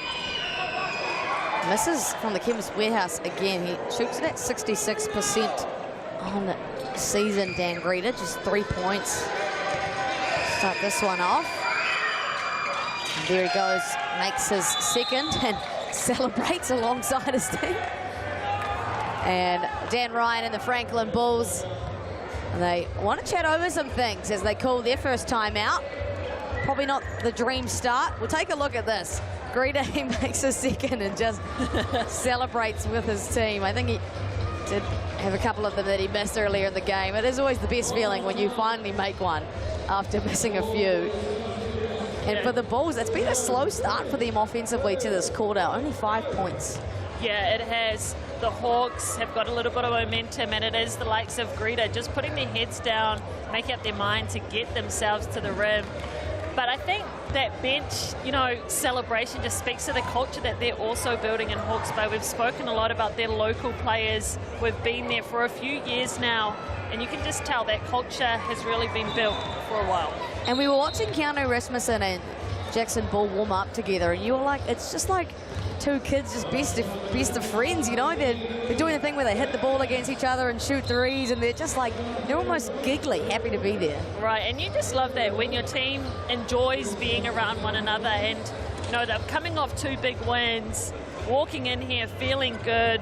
That's what you want, is just, you know, a team that can really just have each other's back, stick together, get through those rough times, because that's what's going to carry you over the line when it gets tight. 1,000%. And this was a team that just missed out on the playoffs last year after having a really good season. So, you know, they've got that momentum backing them, and it's going to be exciting to see if they can crack that top 6 by the end of this. And, you know, based on their last 2 performances, they could definitely be kicking it with some of the best. Witt slowed down his aggression offensively. Must have had some cues in that timeout to go get him. Greeter to the John Sundren side. John Sundren. I was like, where are you getting the what? I've got good eyes, right? You know, got our trusty Sweat boys to mop it up. The thankless job. These young guns getting it done. You can just follow Dan Greeter around all night because he goes after everything. Yeah, he's an exciting player to watch, and the mullet flies along with him. Just the cherry on top. There he is, switching out onto Witt. Follows him. Witt. Foul off ball. It's going to go against McLaughlin, I believe. Everyone looks a little bit confused, but I think just a little bit too aggressive. Yeah, and I actually think that was on Boyd, setting that pick for the roller for Bigger to get downhill. He clipped one in the face. It's McLaughlin's 3rd foul. So they're going to have to check him out of this ball game to get in any more trouble. We see Kobe Cutter come in the game. He's averaging 8.5 minutes. I don't know if that was communicated to the coach that McLaughlin has 3. Didn't take him off. And 1. Bigger.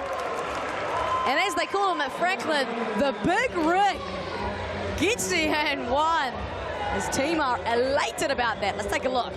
Great pocket pass, and that is what you want your big man to do. Finish inside. He gives him a little flex while he's at it, and everybody here loving that take. Not so much loving that free throw, though. Okay, must have had it all wrong. Must have been Jeter that had the 3 fouls, because that's just 1 on McLaughlin. It's my bad. Fano, great move from Bigger nonetheless, and nice job Anderson trying to get the steal. Greeter spins on Carter, the offensive foul. Carter took it in the chest like a champ. Yeah, great positioning by Carter. He's so good in help side, getting there early. And that's the scout on Greeter. You know he wants to attack hard. You know he likes playing through contact. Carter, high IQ play, takes it in his chest and now selling it to the ref a little more. Having a bit of a chirp with the Hawks bench players. You love it when an import puts his body on the line as well. He's having a bit of a chat with Dan Greeter too. It's all good vibes around here. Now league's nice and small. They're going to see each other again up top. Oh, Carter. Could have been a highlight reel. Bigger. Back to back and ones. Alice Bigger. Give me that. Jeter goes out of the game. The 6'10", big for the Hawks. And look who comes in to take over. Bigger on the offensive rebound and gets the finish. Little humble celebration as well. Yeah. Are you not entertained? I'm entertained, Bigger. I'll tell you that for free. Hawks, can they respond? I mean, it's been an exciting time for Bigger, but he commits one on the other end. Ball. He wants a taste of the M1 game, and he gets it. Jackson Ball, such a tough guard to guard.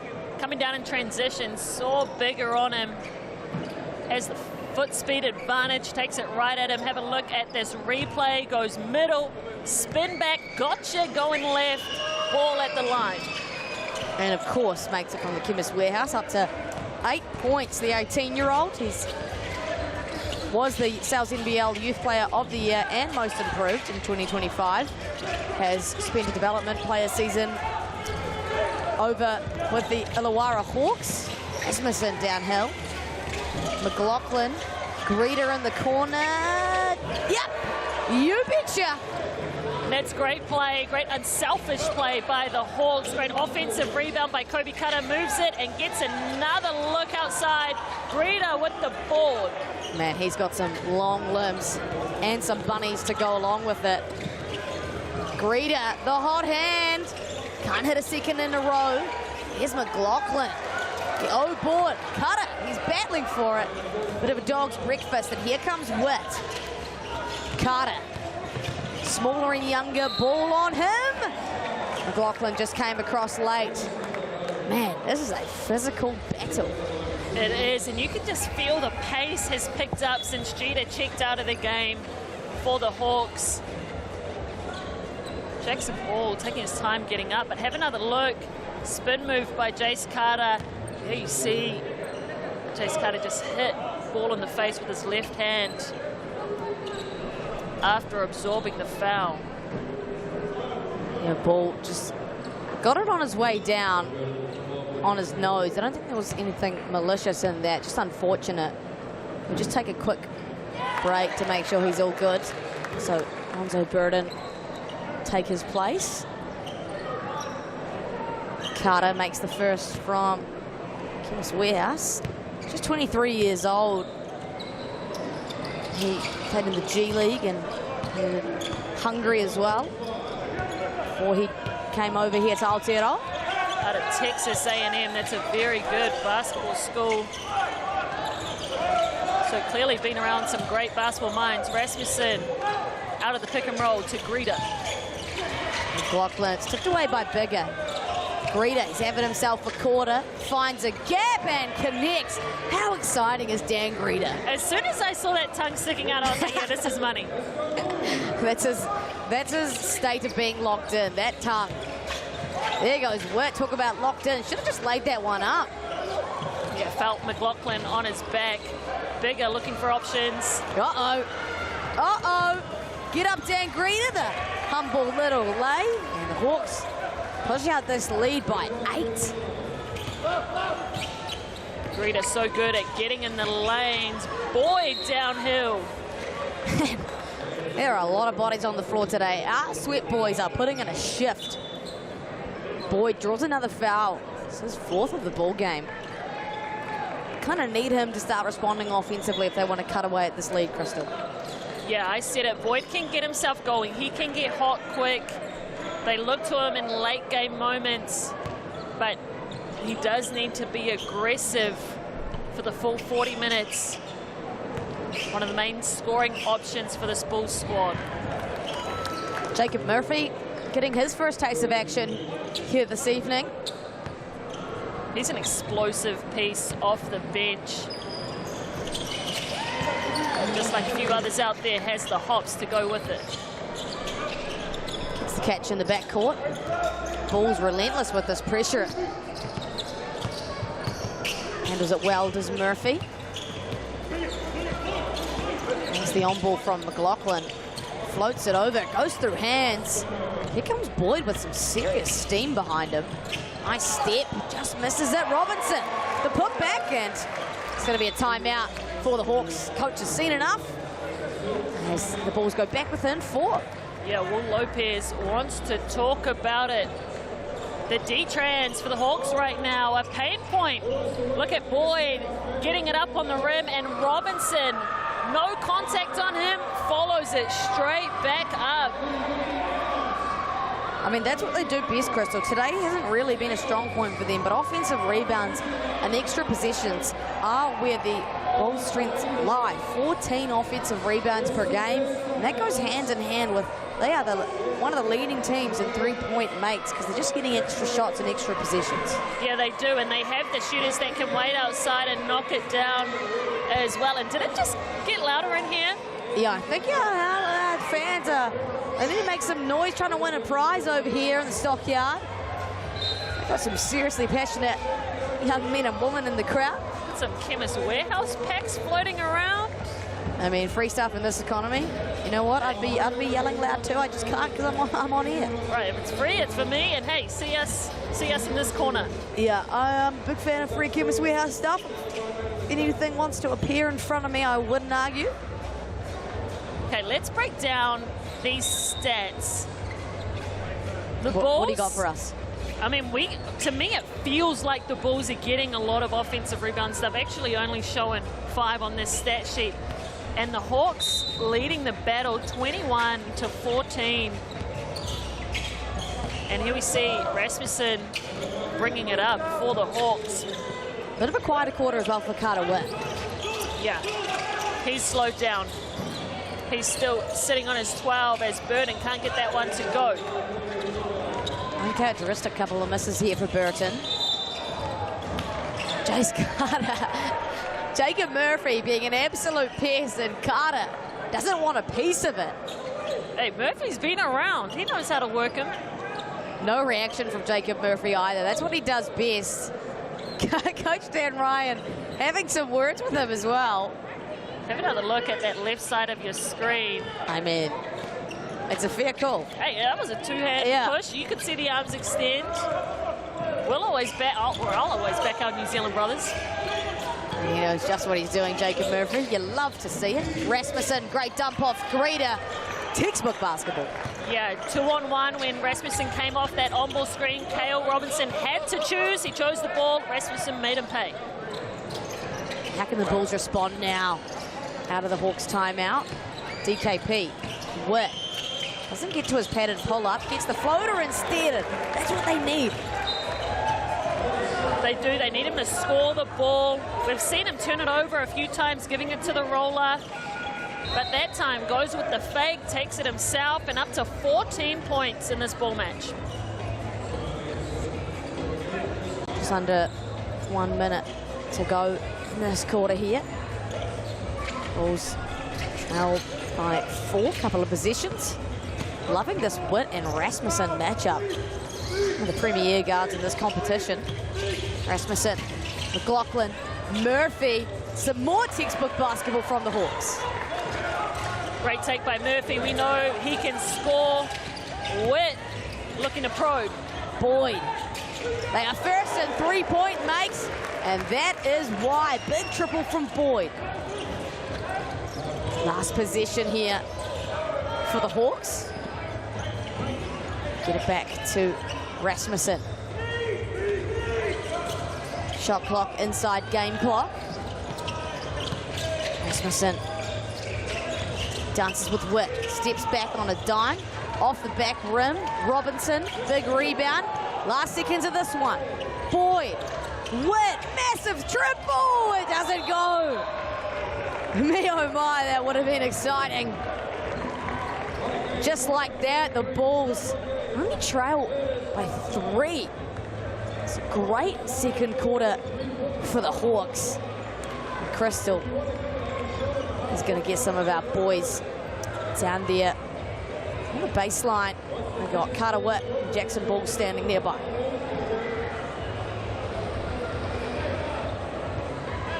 Here with Carter Witt from the Bulls. Break that first half down for me. It was low scoring for both teams, I think, and we were solid defensively. But we have to get some rebounds, get some more stops. Okay, more rebounds, more stops. What else do you think Coach Dan Ryan's about to say to you? I think offensively we got to get the tempo up and down. But overall, I think our offense will come. Okay, awesome. Best of luck for the second half. And I've also got Jackson Ball from the Hawks here with me. You're leading the way in terms of dishing the ball out, but break that first half down for me. Yeah, I mean, it was a physical first half. They play a fast-paced game and a strong, aggressive defense. We just need to keep being poised and make the right reads. Okay, and how do you need the second half to go for you guys to come out with the win? we just need to be disciplined. I think we're in a bit of foul trouble right now. Just stay disciplined with that, and on offense, not turning the ball over, not giving up O-boards and stuff like that. Okay, awesome. Best of luck for the second half. Thank you. Great to hear from some of the best guards in this competition. We'll take a quick break and be right back with some Chemist Warehouse stats.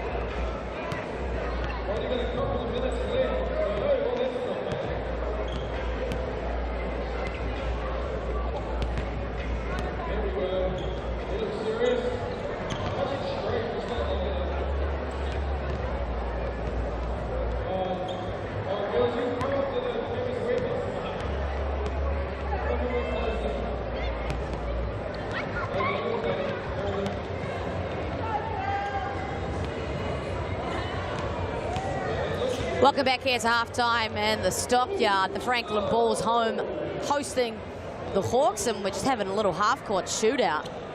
And everyone is pretty far off, Chris. Are these different balls? Are these weighted basketball? Because I'm seeing a lot of air balls going up. Are these medicine balls? Because I haven't seen anyone hit the rim yet.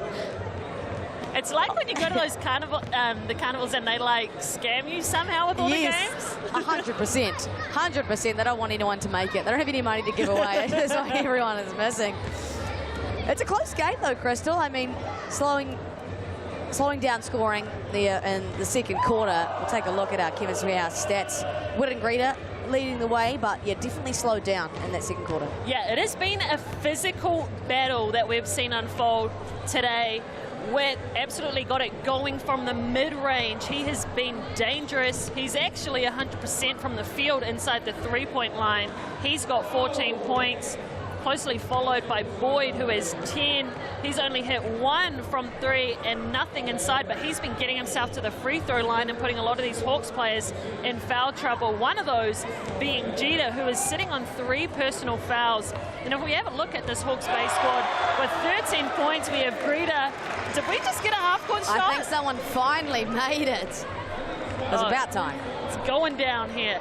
But back to these stats. Jackson Ball also putting together a tidy half. He's got 10 points, 3 assists, 1 block shot, 2 from 2 from 3, and those were some contested threes he put up. And then also on this side of the ball, off the bench, we've had some great input from Burton.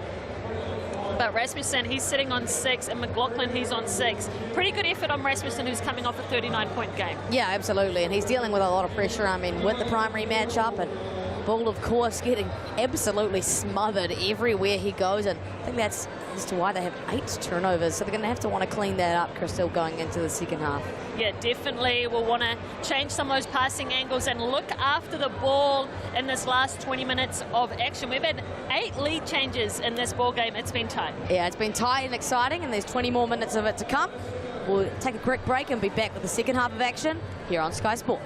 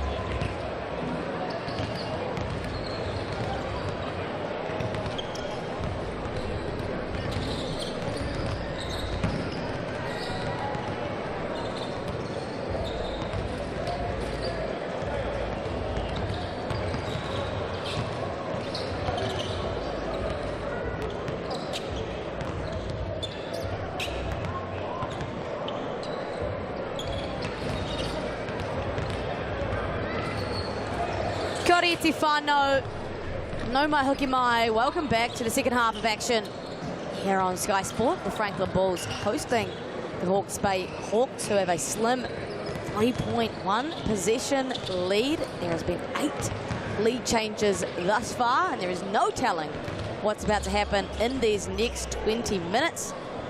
There is your shout poll. You can scan that QR code and have your say. I mean, for the Hawks, that's great. They had 0% at the start of the game. Now they've got 60%. I know the Hawks fans have woken up. They're getting in and amongst it. Love to see it.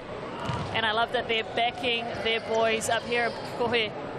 They went on a pretty good run in that first half.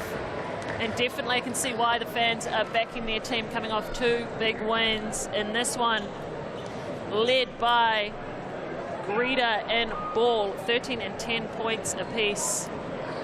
And Rasmussen as well, he's got 6.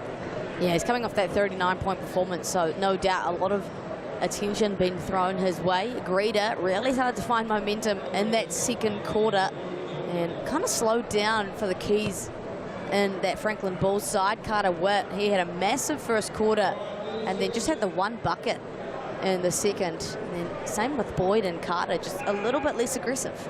Yeah, less aggressive for their standards. They're still leading the way in terms of scoring, all 3 of those import guards. Witt's on 14, Boyd 10, Carter 8. But they are really the engine offensively for this Bulls squad. If they're not going, it's really hard to generate offense. Yeah, absolutely, and that'll be kind of the key determiner going forward in these next 20 minutes. Whose engine is still pumping and who starts to lose sight, get slightly fatigued. There's going to be some heavy minutes being played down the stretch here. Interesting to see who responds with what. Teams making their way back out on to the floor. And a couple players to keep an eye on for double-doubles. Jace Carter out of the guard position, leading the way rebounding. He has 7 in this game, and like I mentioned just a few seconds ago, 8 points. So he's on double-double watch. And also Dan Greta, he leads the way rebounding for the Hawks. He's got 6, all defensive. And then those 13 points to go with it. We're underway for the second half of action. Here in Pukekohe, Ball with it in hand. Rasmussen ghosts the on ball. A lot of action here off the ball. Greta has the hot hand and can't connect straight out the gates. It's going to come off the knee of Witt. He knows it too. Nice hustle from Rasmussen and a great shot for Greta. Clearly, nice play drawn up. Yeah, way to get him a look early. They totally cleared out that lane. Greta had a choice to line it up or attack downhill, but just the heads-up play from Rasmussen to get them the ball back. Greta has the height advantage on DKP. Spins back to his left hand. Barely needs to jump for that. Yeah, did a great job that time of using his frame, getting his elbows out, chinning the ball, and using his size to get it over DKP. Witt has such a nice handle on him. Finds Carter. Carter off to the right. Another possession for the Bulls. That's the on ball from DKP. Witt in his bag. Finds Robinson. Catch, shoot, connects. And that is why Carter Witt leads the league in assists, gets it straight to a shooter. Had both options, really. DKP was open for the shot as well. Decides to send it to their sniper and Robinson. Just in so much control, Carter Witt. Ball on a string. Ball attacks Boyd, gets the step and the finish. Nice touch from Jackson Ball. He's so good with his left hand around the rim. Carter can't get it to go, takes Greta out down low. And Greta, at where the sun does not shine on the baseline. He's in a lot of pain, and I think he'll need a quick break. I meant it when I said he took him out down low. Literally down low. But dirty from Carter. No harm intended there from Carter. I mean, a slight smile from Dan Greta before realizing how much pain he's in. I mean, that's just 2 athletes that are going to compete all day. He's going to take a quick break, Greta, while he gets, you can see Jared Kenny laughing at him in the background. I mean, they've all been there as they rally around him. Right, Jared Kenny, the GM for this Hawks franchise, former player, very good former player, actually, might we add. A veteran of this league. Yeah, there's always the question whether or not he's going to come back for another season. I feel like he always retired and then made a sole appearance every now and then. I feel like the manager would pack a spare boot size just for him, just in case. Great defense here by the Bulls. Rasmussen had nowhere to go. Now the Bulls can go out in transition here, led by Witt. Oh, how about that? Such a package Witt has. Rasmussen, oh my goodness. Did that just happen? Oh my gosh. I almost fell out of my seat on that play, Maya. Let's have a look at that. I've actually gone speechless. He was about to put him in a poster. Man, 2 posters, 3 posters. All the posters. Jace Carter will go up against anyone, but Rasmussen, he has that in his bag. That was fearless for Rasmussen. Missed the Chemist Warehouse attempt though. He flew to get up for that one. Robinson takes a bit of a tumble on that box out. The Bulls have the ball. I want to see more of Rasmussen's dunk package. Robinson takes the closeout, has a good look at it, gets his own offensive rebound. Carter just, pass goes awry. Miss Rasmussen on the transition. Ball attacks. McLaughlin from deep, banks it in. Has a wry smile at the Hawks bench. The bank is crazy on that shot. Saturday afternoon, bank is open in Pukekohe. Boyd from downtown nails it from deep. Responds, does Boyd. Great hockey assist from Witt to kick that back out to DKP. Witt drawing all the defenders, leaving shooters, waiting, ball, in and out. He doesn't miss a lot of those, Crystal. Darian Boyd up to 10 points with that make. Robinson in the corner. Rasmussen grabs it out of mid-air. Trading punches right now. Great pass. Jeter. Burton was all alone. He somehow makes it work, and that is definitely going to count. When Jeter gets it low and takes his time getting to his package, he gets some great looks down low. That was a nice little spin-off we saw on the smaller Robinson inside. Yeah, he's got a really nice package. Great finishes with hands. 6 points to lead now for the Hawks. Robinson, I want to leave him open. Great look for Kale Robinson. Up to 8 points. Robinson is not nationwide as a shooter. Rasmussen. Burton. Hard show. Rasmussen.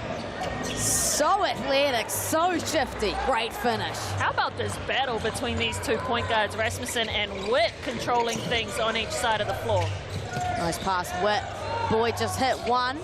Can't connect on another. And Bigger just too physical with McLaughlin on the rebound. McLaughlin saying, hey man, that's been happening to me all day. Can we watch it at both sides? Nice box out from McLaughlin. Obviously the smaller of the two. Let's take a look at that from Rasmussen. The crossover, the finish, man. The in and out before it, can do it all. He really can, Rasmussen. I want to see him get another dunk. There's an exciting prospect of a poster before. Need to see that again. Ball, really good at attacking downhill. McLaughlin just misses the bunny. Witt now. Floats it up to Bigger, an easy two. Nice direction from Witt and just put it on a platter for Bigger. He did. He put it where only Bigger could get it, away from the defense, led him to the rim. Easy finish for the big man inside. Jeter down low. Good matchup with him and Bigger. McLaughlin just loses the handle. Getting an advantage here for the Bulls. Robinson's just going to pull it. It's no good for the Franklin Bulls. An early shot clock look for Robinson. Rasmussen. Ball attacks the closeout, floats it up off the back rim, and draws a foul. Jackson Ball, a potent scorer, really introduced himself to this league last year, averaging just under 18 points per game, shoots a free throw percentage of 86%. He He's one of the brightest spots in the next generation of ballers coming through. Absolutely. He's been part of 2 fourth-place World Cup teams. The original under-17 team that came 4th in 2024, then the under-19 team that came 4th in 2025 has since debuted for the Tall Blacks as well. He had a ANBL season with the Illawarra Hawks as a development player. And Crystal got his first ANBL start in the 2nd game with the Hawks. How ridiculous. I mean, it's insane. It's a big jump, that next league, and you know, it's one of the best leagues in the world, and has a lot of eyes internationally on it. But let's get back to our league. Last year, he was also the South NBL Youth Player of the Year, the Most Improved Player of the Year, and just his ability to come in and make an impact straight away. You said it, starting his 2nd game, catching the eyes of a lot of different coaches around the world. Absolutely, and has been committed to the University of Wisconsin as well, where he'll join Hayden Jones, Kiwi teammate, later this year. And, you know, his gravity has forced the Franklin Bulls into a timeout as well. They trail by 5, just things probably not connecting the same way they are for the Hawks in this 3rd quarter. No, and that will be a talking point. Jackson Ball's so dangerous getting down the hill, especially on his left hand. That will be a talking point for them. And Robinson also 3 personal fouls. He's had the matchup on Ball throughout parts of this game. And a big part of Ball's game that's come a long way, he's always been a knockdown shooter, but he can get to the rim really nicely now and makes good decisions attacking the closeout. Yeah, he does. We've seen him in this point guard position for the Hawks, especially since Cole Adnam has left this squad. He's had to, you know, take on a different role, and he's finding his feet. He's flourished these last few games. Boyd. Tipped away, but Vincent keeps it. Robinson. There's a question about a carry just there. Whole Hawks bench is up in arms. Robinson, short. It fortuitously falls to Boyd. Bigger puts it back in. And just what the doctor ordered out of the timeout. Great follow. We know the Bulls lead the league in offensive rebounds. Great finish by Bigger down low. Ball. Gets it into McLaughlin on the short roll. Oh, textbook stuff. Jeter slams it home. Great extra off ball cut from Kobe Cutter to the big man with the flush. Boyd. Up to Seville. He's got 3 fouls. Finds Bigger. Blocked away by Jeter. That's easy stuff for Chase Jeter right there. See what Ball can do. Feeds the beast. The hot hands. Blocked away by Robinson this time. Chase Jeter, 2 years at Duke, 2 years at Arizona. He's got a lot of experience. Boyd in trouble. Seville. Ball goes under that ball screen. Seville does get to the rim, but it's an offensive foul called on Bigger. He's complaining about that one. It was well done by Jackson Ball. Did he just tee him up? Dan Ryan was not happy about that call. Have another look. I mean, Ball sold it, getting on the ground, and maybe just at the end, the hip movement, but... Well, it's tricky because it almost looked like Ball's contact made Bigger move. But again, no idea. Clive has teed up Dan Ryan, I believe, Franklin Bulls coach. Just see them on the side of the screen there, having a little bit of a corridor. He had no idea they had called it on him. Just turned around to his bench, then he just looked back at Brad Clive and said, "Did you call it?" I mean, Dan Ryan's a passionate guy, you know, and you can almost see him having to stop himself from being so passionate. So probably just gets a little away with it sometimes. And all love between him and Brad Clive, of course. I love when coaches are like that. You can tell they're locked in, they're checked into the game. Oh, wow. my goodness. Jeter wanted that. I mean, why not? And with the absence of Bigger, they definitely has a size advantage. Nice ball movement. Carter attacks the closeout. Tried to dunk it on Jeter. It'll go through hands and stay with the Franklin Bulls. There was a great contest from the big men down low. Time on the shot clock. Now for the Bulls. Robinson. Doesn't get it back to Witt. Does eventually. Witt in his bag. Ball on a string. Oh my goodness, Carter Witt. Jace Carter this time. The rebound, the hoop, and the harm. Jace Carter. Too big, too strong. Great follow. How about the handle package by Carter Witt? The point guard in me. Hey. Just watching in awe. I mean, that's two strengths that we're seeing right there. Carter Witt, ball on a string, and Jace Carter, such a good rebounding prowess. Yeah, and has the strength to finish it down low through bodies as well. Doesn't get the free throw, but it's a 4-point game. Rasmussen with the pace. Sides against it. We'll float it over to McLaughlin with an unorthodox left-hand look. DKP too strong on that occasion. Witt floats it to DKP. Nice finish off the glass. And the Hawks are going to need a timeout. A little run here for the home team. The crowd loving it, Crystal. Yeah, have another look at this pick and roll to perfection. Witt, pocket pass, DKP high off the glass. How good would it be to have Witt as your teammate? I'm saying, if I'm a shooter, I want to play with that guy. He is going to find you anytime you're open. Just such great patience from Witt as well. He has 10th assists of the game, I believe, to go along with his 14 points. And he comes in with a pretty solid resume, college resume as well. Spent 5 years in the NCAA system, went to Wake Forest for 2 years, Furman for 2 years, then spent his last senior year at Belmont University. Those are all great schools to go to. And you can tell it's coming into fruition here in the NZNBL. And Crystal, for the Hawks, I mean, just a one-possession game now. What do they have to do? It's been a really good run by the Franklin Bulls. Yeah, shut down Witt out of that pick and roll, really get their coverage sorted, the communication out of it, how are we recovering, where's our help coming from, all of those little things. And then you've got to put a body on Jace Carter. You can't let him get those offensive rebounds.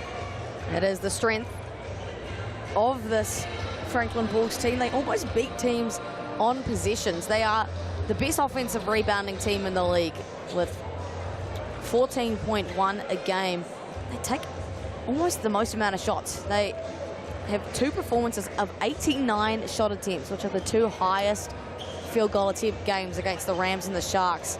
And last month, they shot 49 threes against the Sharks. I actually checked out that stat, and I had to go back to the box score from that game and make sure it was right. Because I was like, there is no way you put up 49 threes in a game.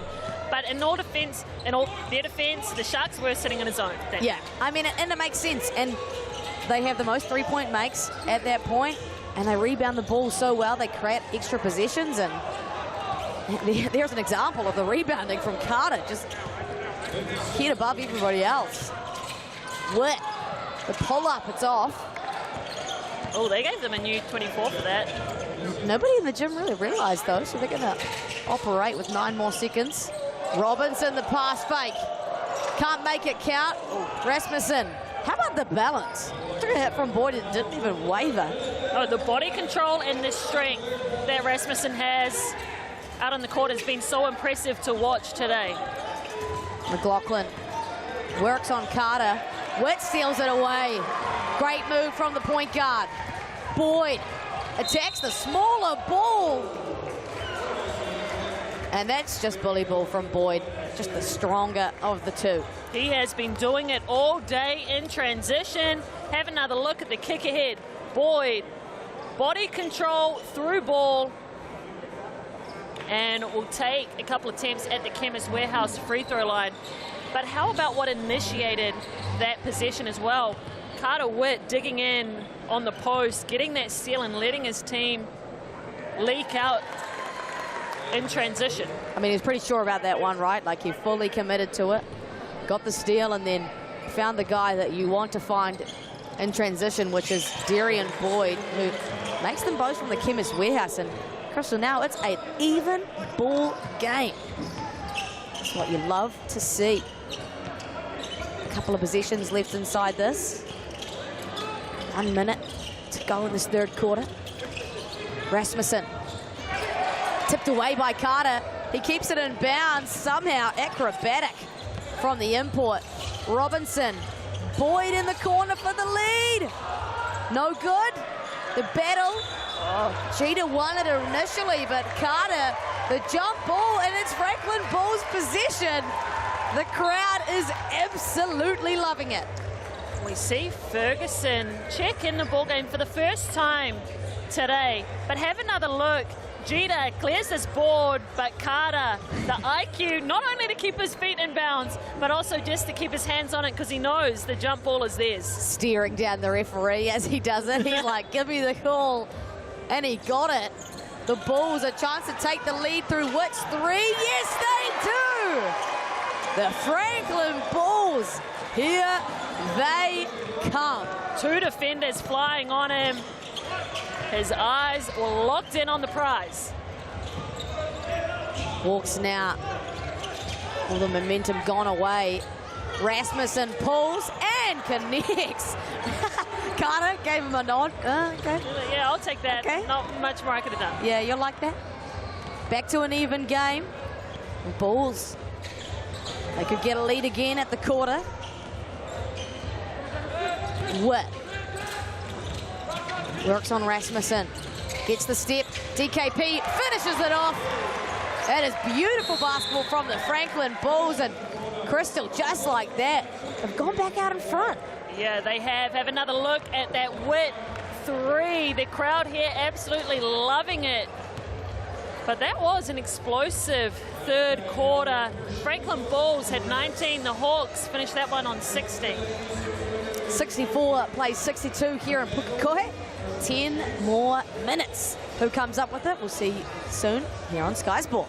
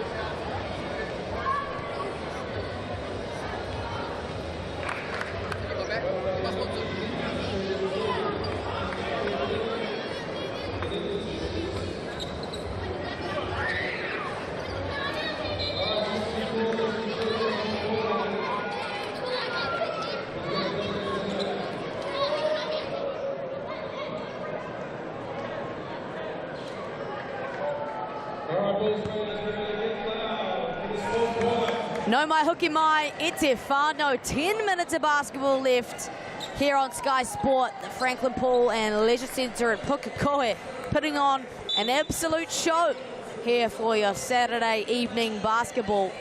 It was the Hawks who had momentum going into the third quarter, but the Bulls have well and truly turned things around.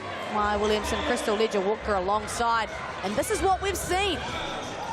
The third quarter was all full of transition from the Franklin Bulls. Yeah, and that's when the Bulls have looked their best all season, is when their guards can get up and in on defense and pick off some steals so they can get going in transition. Right on cue. You couldn't have written it any better, Crystal. There they are in transition. Boyd, he won't connect from the corner. And now Rasmussen. Oh, give us a little rematch of that display we saw earlier. Rasmussen tried to put Carter in a poster. Love the confidence from the young man. Jeter, a lot of contact, and that's a fair call from our referees. Just went walkabouts a little bit. Yeah, I think that was definitely the right call. Moved his feet on those pivots. Have another look. You can see just too much on that left inside pivot foot. But Dom Kamapultu, a hard body to move, holds his ground down low. And definitely missing the presence of Dan Greta. You know, he got hit where no man wants to get hit, and he's been out ever since. Yeah, they've really struggled without him, just the intensity he brings. And Dom Kamapultu, the size underneath, good positioning to reel that one in. Again, off the pass from Carter Witt, who is just dishing dimes on platters for everybody. Everybody eats with Carter Witt. That was his 12th assist in this game.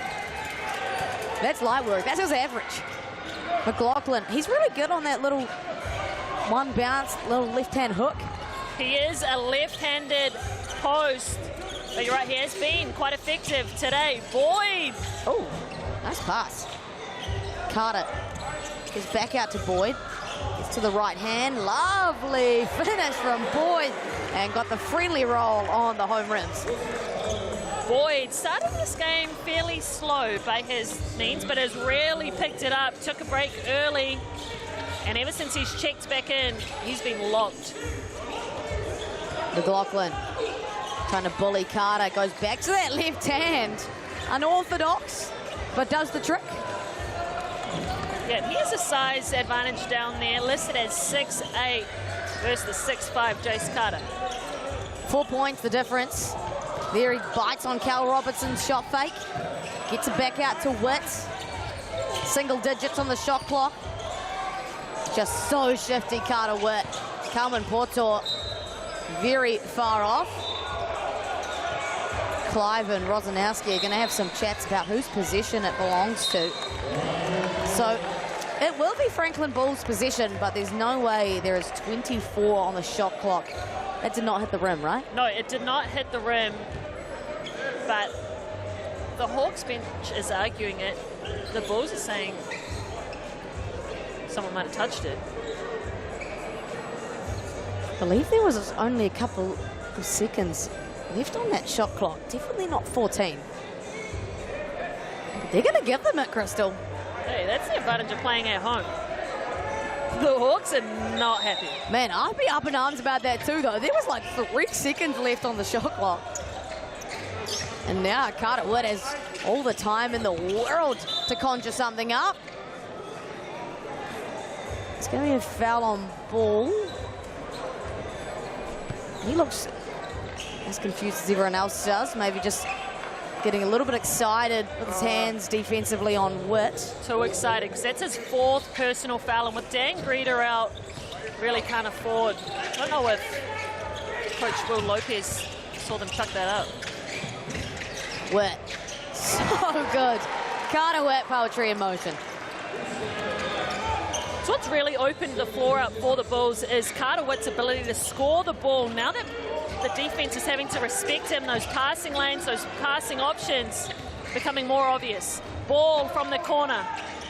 Not had a lot of luck today, but not even having a lot of shot attempts. Carter Witt up to 21 points and 11 assists as well. Boyd. Oh! He traveled very far into the baseline on that one.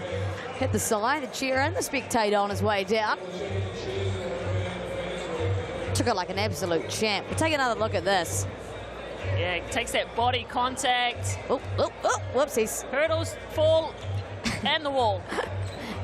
Kind of gracious of him though, like the little forward roly-poly. Athletic. And they're rolling the dice, keeping Jackson Ball on here. It's kind of one of those situations where you kind of have to take the gamble when you're down, you know, leaving one of your strong players on and just trusting that he's not going to foul. Well, we've already spoken about, you know, the levels he's played on, the experience that he has. So the coach obviously trusting that he can, you know, control himself and play a disciplined basketball out there. I have no update on Dan Greta. Maybe something else going on. Must be in a lot of pain.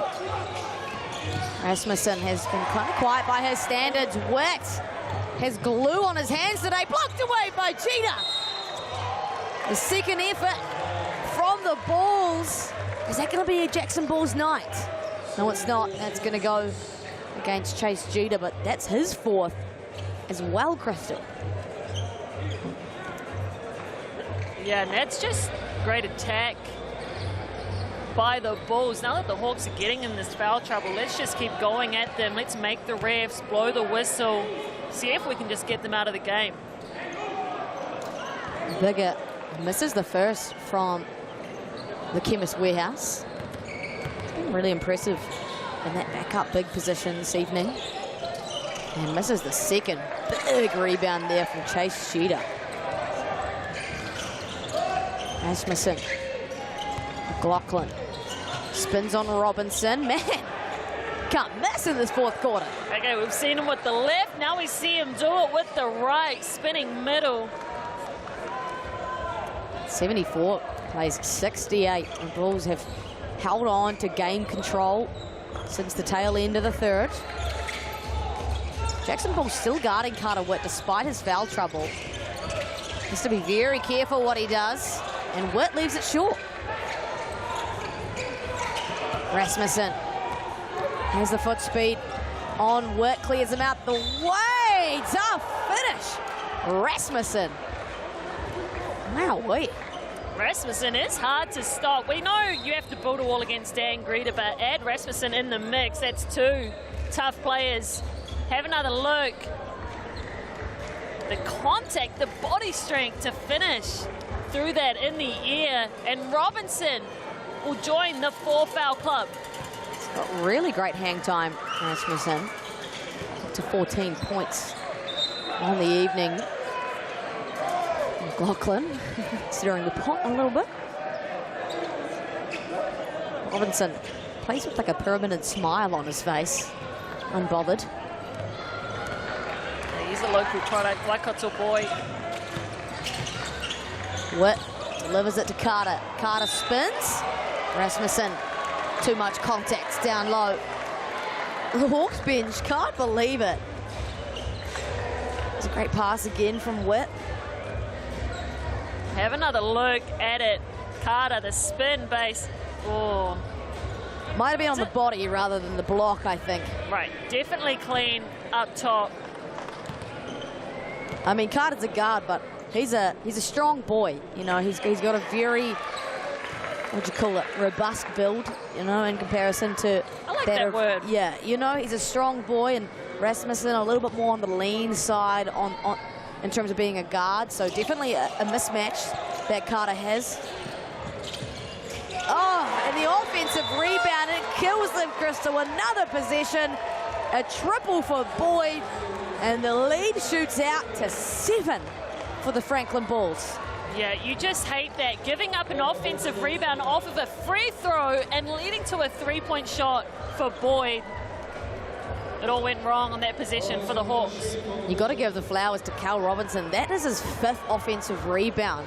Just has a knack for the ball on that end of the floor, generates an extra possession, and that's what we spoke about earlier. The Franklin Bulls get more possessions and they take more shots than other teams, and they're really effective on the second time out.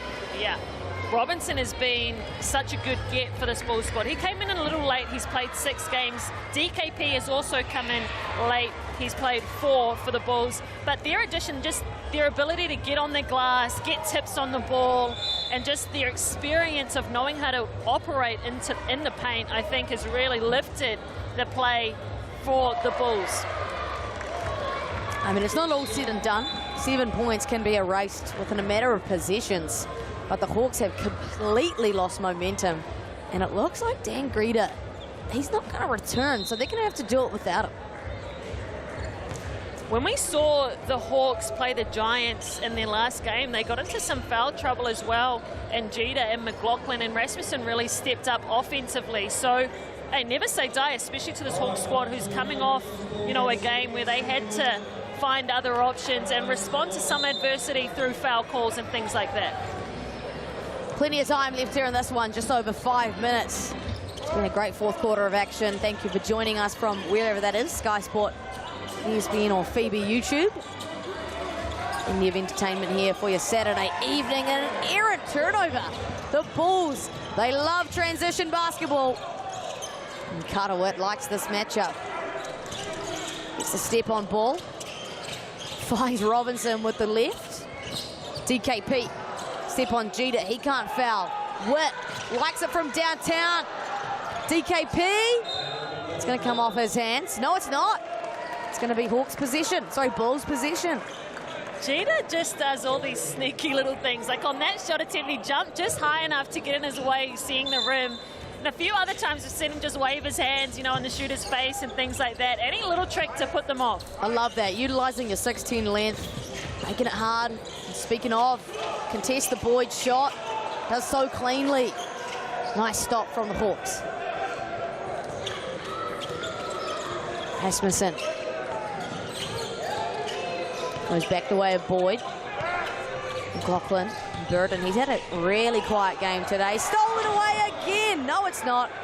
Goes back to Burton. That's a big-time triple if it goes. Rasmussen snatches it away and flushes it home.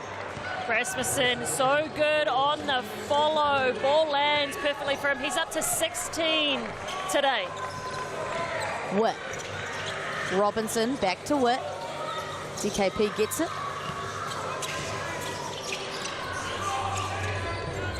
Contested heavily. Carter steps back from deep and nails it. Now that's a pure scorer right there. That is. Jackson Ball did a pretty good job defensively. Quickly got under that screen, but Jace Carter does not need much time to get a shot off. 8 points, the deficit. Got to score. They don't do it through McLaughlin. A chance to go out to a double-digit lead. Boyd, so poised. Witt, so efficient out of these ball screens. Gets to a stop, rattles it home, and Crystal, it's in the double digits. Maya, set that man a ball screen any day of the week. He is picking it apart. Rasmussen to answer, nails the triple, just what the Hawks need. Great little pull-up by Rasmussen going right to left.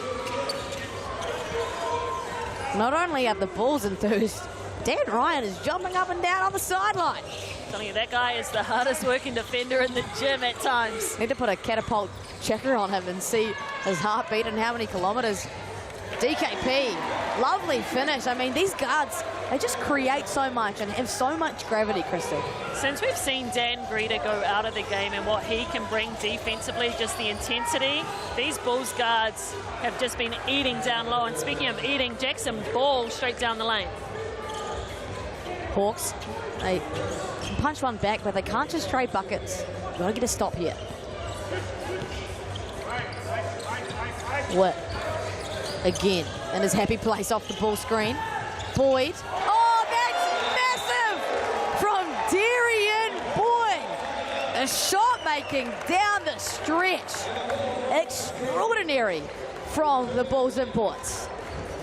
What is so impressive to me about Carter Witt is his ability to throw the ball around the court either hand. He comes off left, he can whip that thing. He comes off right, same thing, behind the back. His passing package is elite. And he comes off, you don't even know who he's looking at. And then all of a sudden, he's just delivered it on a platter to a shooter. No, and not only that, have a look at these highlights. He can also score the ball as well. So not only are you trying to read his eyes and where he might throw it, but you're also trying to guard him and stop him from scoring. 23 points, 5 rebounds, 12 assists, and 3 steals. And Darian Boyd been on the beneficiary of that, 22 points. He's 3 of 10 from deep. He's got 4 rebounds and 3 assists and 3 steals himself. Where he's really got it done to me, though, is in transition and getting himself to the Chemist Warehouse free throw line. He's 11 from 12 from the free throw line today. And everyone on this Bulls team just doing what they do best. Jace Carter as well, 14 points and 14 rebounds. Cal Robinson, 5 offensive rebounds and 8 rebounds total. All these Bulls players just come together so nicely. Yeah, we've seen them flip a switch defensively as well. They've held the Hawks under 20 points in both of these last 2 quarters. We'll see if they can keep them below 20 in these last 2 minutes. But it's been the way they're flying around the court and having each other's backs, rotating off the ball, that's been the difference. Hawke's on the back foot now. I have to answer and do it quickly. Rasmussen, no good from deep. Murphy. Oh my. Jacob Murphy. Oh yeah, that you could tell he was going to take that up. He's not afraid. Brett Clive is the wrong man to mess with. So Carter, he's whistled for both the block and a technical foul. I mean, it's tough. Murphy did kind of just come out of nowhere and tackle him. We'll take another look. There's a lot of contact on that one. I'm glad I'm not a referee. I don't want to have to call that. I'm glad I'm not a player, because holy heck, those bodies are flying. And with that foul, is that 5 on? I think that's Jace Carter's night. You're right. And he would have been on 3, but he got 2 fouls awarded in that possession. Jackson Bull, though, misses the free throw. Technical free throw. And it's just not what the doctor ordered. So Carter takes a seat. Trail by 10, 2 minutes to go. Now Rasmussen can attack on Anderson, who's been sitting for a majority of this one. Takes out his own player, Rasmussen. Whatever it takes, I suppose. McLaughlin in the corner. Murphy again. This game is physical. If there's one thing Murphy's going to give you, it is effort every single time he's out on the floor, and he is hustling for every rebound right now. They're down 10. He knows his team needs it. Bulls. The momentum, the lead, the connoisseur of being a point guard, Carter Witt. Murphy. That is the energy you're speaking about right there. That is the pride that he comes with. And don't you love this trust as well? You know, Murphy hasn't played a lot in this game, hasn't played a whole lot in the season, but they've put him in down the stretch. He's averaging 9.3 minutes a game. This is a great opportunity for him to get some trust out of his coach. He takes one of the better players of the Bulls out, and Jace Carter, not just with that foul, but how about the offensive foul he drew out of him earlier in the game? And he's getting into it with Bigger, who ultimately misses from the Chemist Warehouse stripe. Hey, if I'm Murphy, I'm just standing there chirping in his ear, adding to it. And he misses the second one as well, Crystal. It's kept in bounds by Jackson Ball. I mean, Jacob Murphy, dare I say it, he's in the heat of Elise Bigger. Potentially a good foul. Bigger shooting free throws under 60%, but the two-handed block on Rasmussen. Carter Witt playing with a smile on his face after that one. And they have all the time in the world. Witt dancing with ball. Witt fires it over to Boyd. Oh my goodness, from the car park. Boyd! Oh my goodness!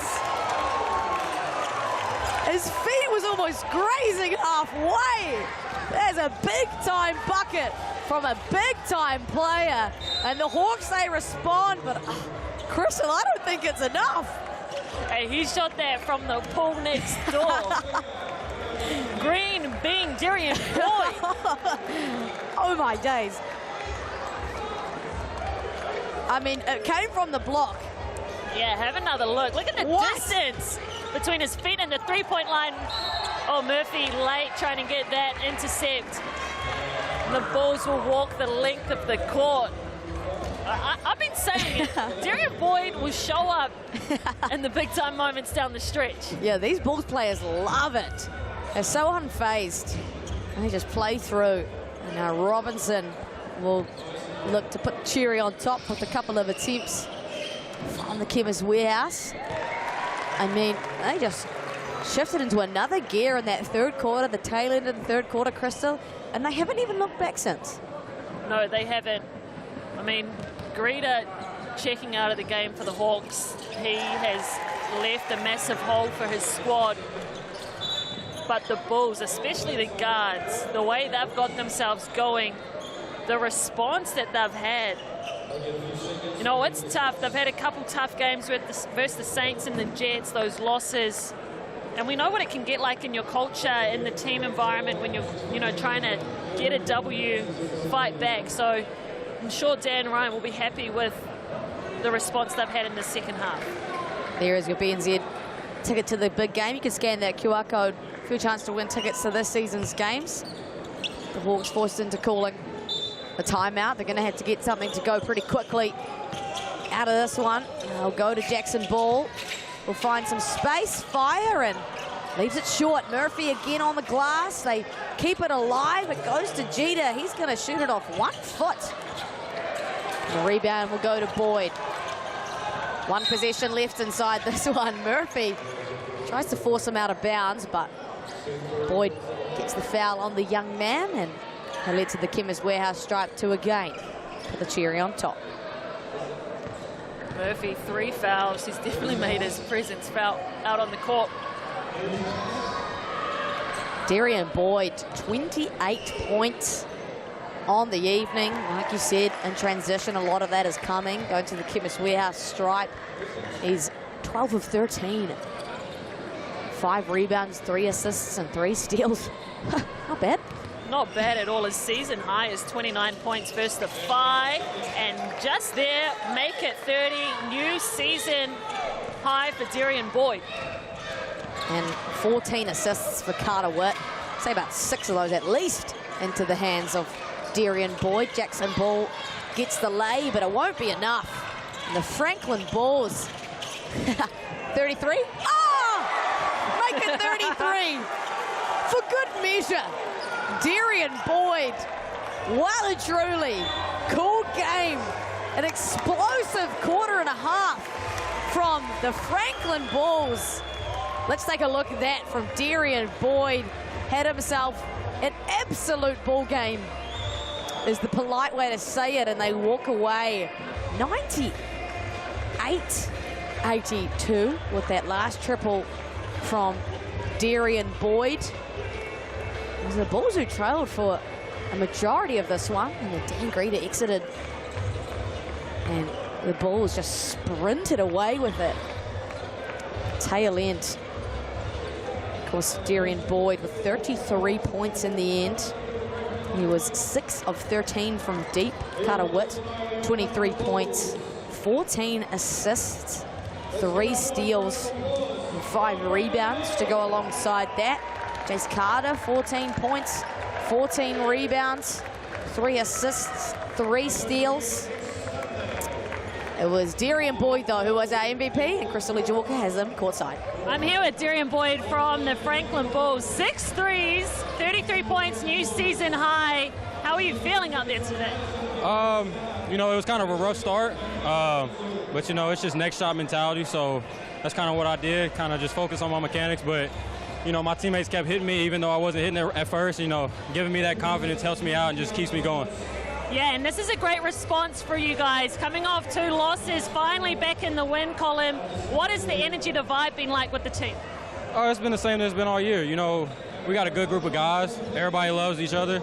And that camaraderie kind of gets you through those tough moments. And we know that, we didn't play our best the last 2 games in that losing stint. But, come back. We had a week to work on things. And, we just keep a positive energy. Okay, well, I love the process-based mindset that your team has. Best of luck with the rest of the season. You guys are looking good. Thank you. So good to hear from Darian Boyd, just speaking to the camaraderie of this Franklin Bulls squad. And there it is, right there, the togetherness of the squad. They've had 2 losses back-to-back and have responded exactly the way they would have wanted to. There is your Chemist Warehouse stats. Boyd, 33, Witt in that column with 23 as well. It's Rasmussen who leads the way for Chemist Warehouse points. But me, oh my, Crystal, great to hear from Darian Boyd. A very insightful interview. Yes, he's well-spoken, media trained, as we know a lot of our imports come.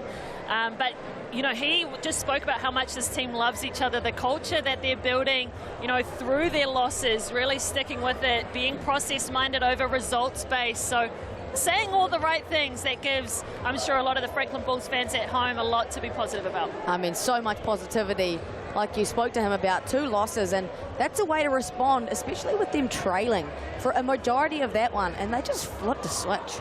They did. Unfortunately for the Hawke's Bay Hawks, Greeter went out at only playing just under 20 minutes. He was a big loss. But the way the Bulls responded in the second half, especially the guards, the stops, the steals that they were able to generate on the defensive end, really was the difference for me. And that man right there was definitely the second commentator's MVP pick, Carter Witt. I mean, just puts it on the platter for literally everyone. 14 assists, absolutely ridiculous. Had 11 at the 3-quarter mark. But not only that, he put up 23 points. Golden hands on offense, Carter Witt. Absolute golden hands, the lead leaguer in terms of point guard. We take a look at the upcoming games. So just this evening at about half an hour time, the Tuatara take on the Phi at Event Finder Stadium. A chance for Tuatara to atop the NZNBL ladder. And then tomorrow, the South Island battle, the Giants and the Nuggets. The Giants sitting bottom of the ladder at the moment. The Nuggets at 5th, so they want to try and tip that one back their way. The Rams take on the Airs after a win against the Jets on Friday evening. And then the Hawks, me oh my, one tough game to another for them, Crystal. Yeah, the Saints are looking like a really tough unit. Going to be a quick turnaround for the Hawks, back to the drawing board, and just see what they can do to adjust to get back in that winning type of style. We're just getting, you know, like fangirled right now because all the Bulls players are walking alongside us and it's just watching greatness in front of us. You see just, again, the camaraderie that Darian Boyd spoke about. You can just feel it. Yeah, you can, and just the community feel. I mean, everyone is getting behind this team, and we're even getting rugby passes. It's all going down here in the stockyard. Corey Perry and Brody Perry are one of a kind, Crystal. One of a kind. 2 of a kind. It's been an absolute pleasure being with you here on Sky Sport in the stockyard, putting it on for your Saturday afternoon hoops. The Franklin Bulls get back in the winning column over the Hawke's Bay Hawks, 98-82. Ka kite anō.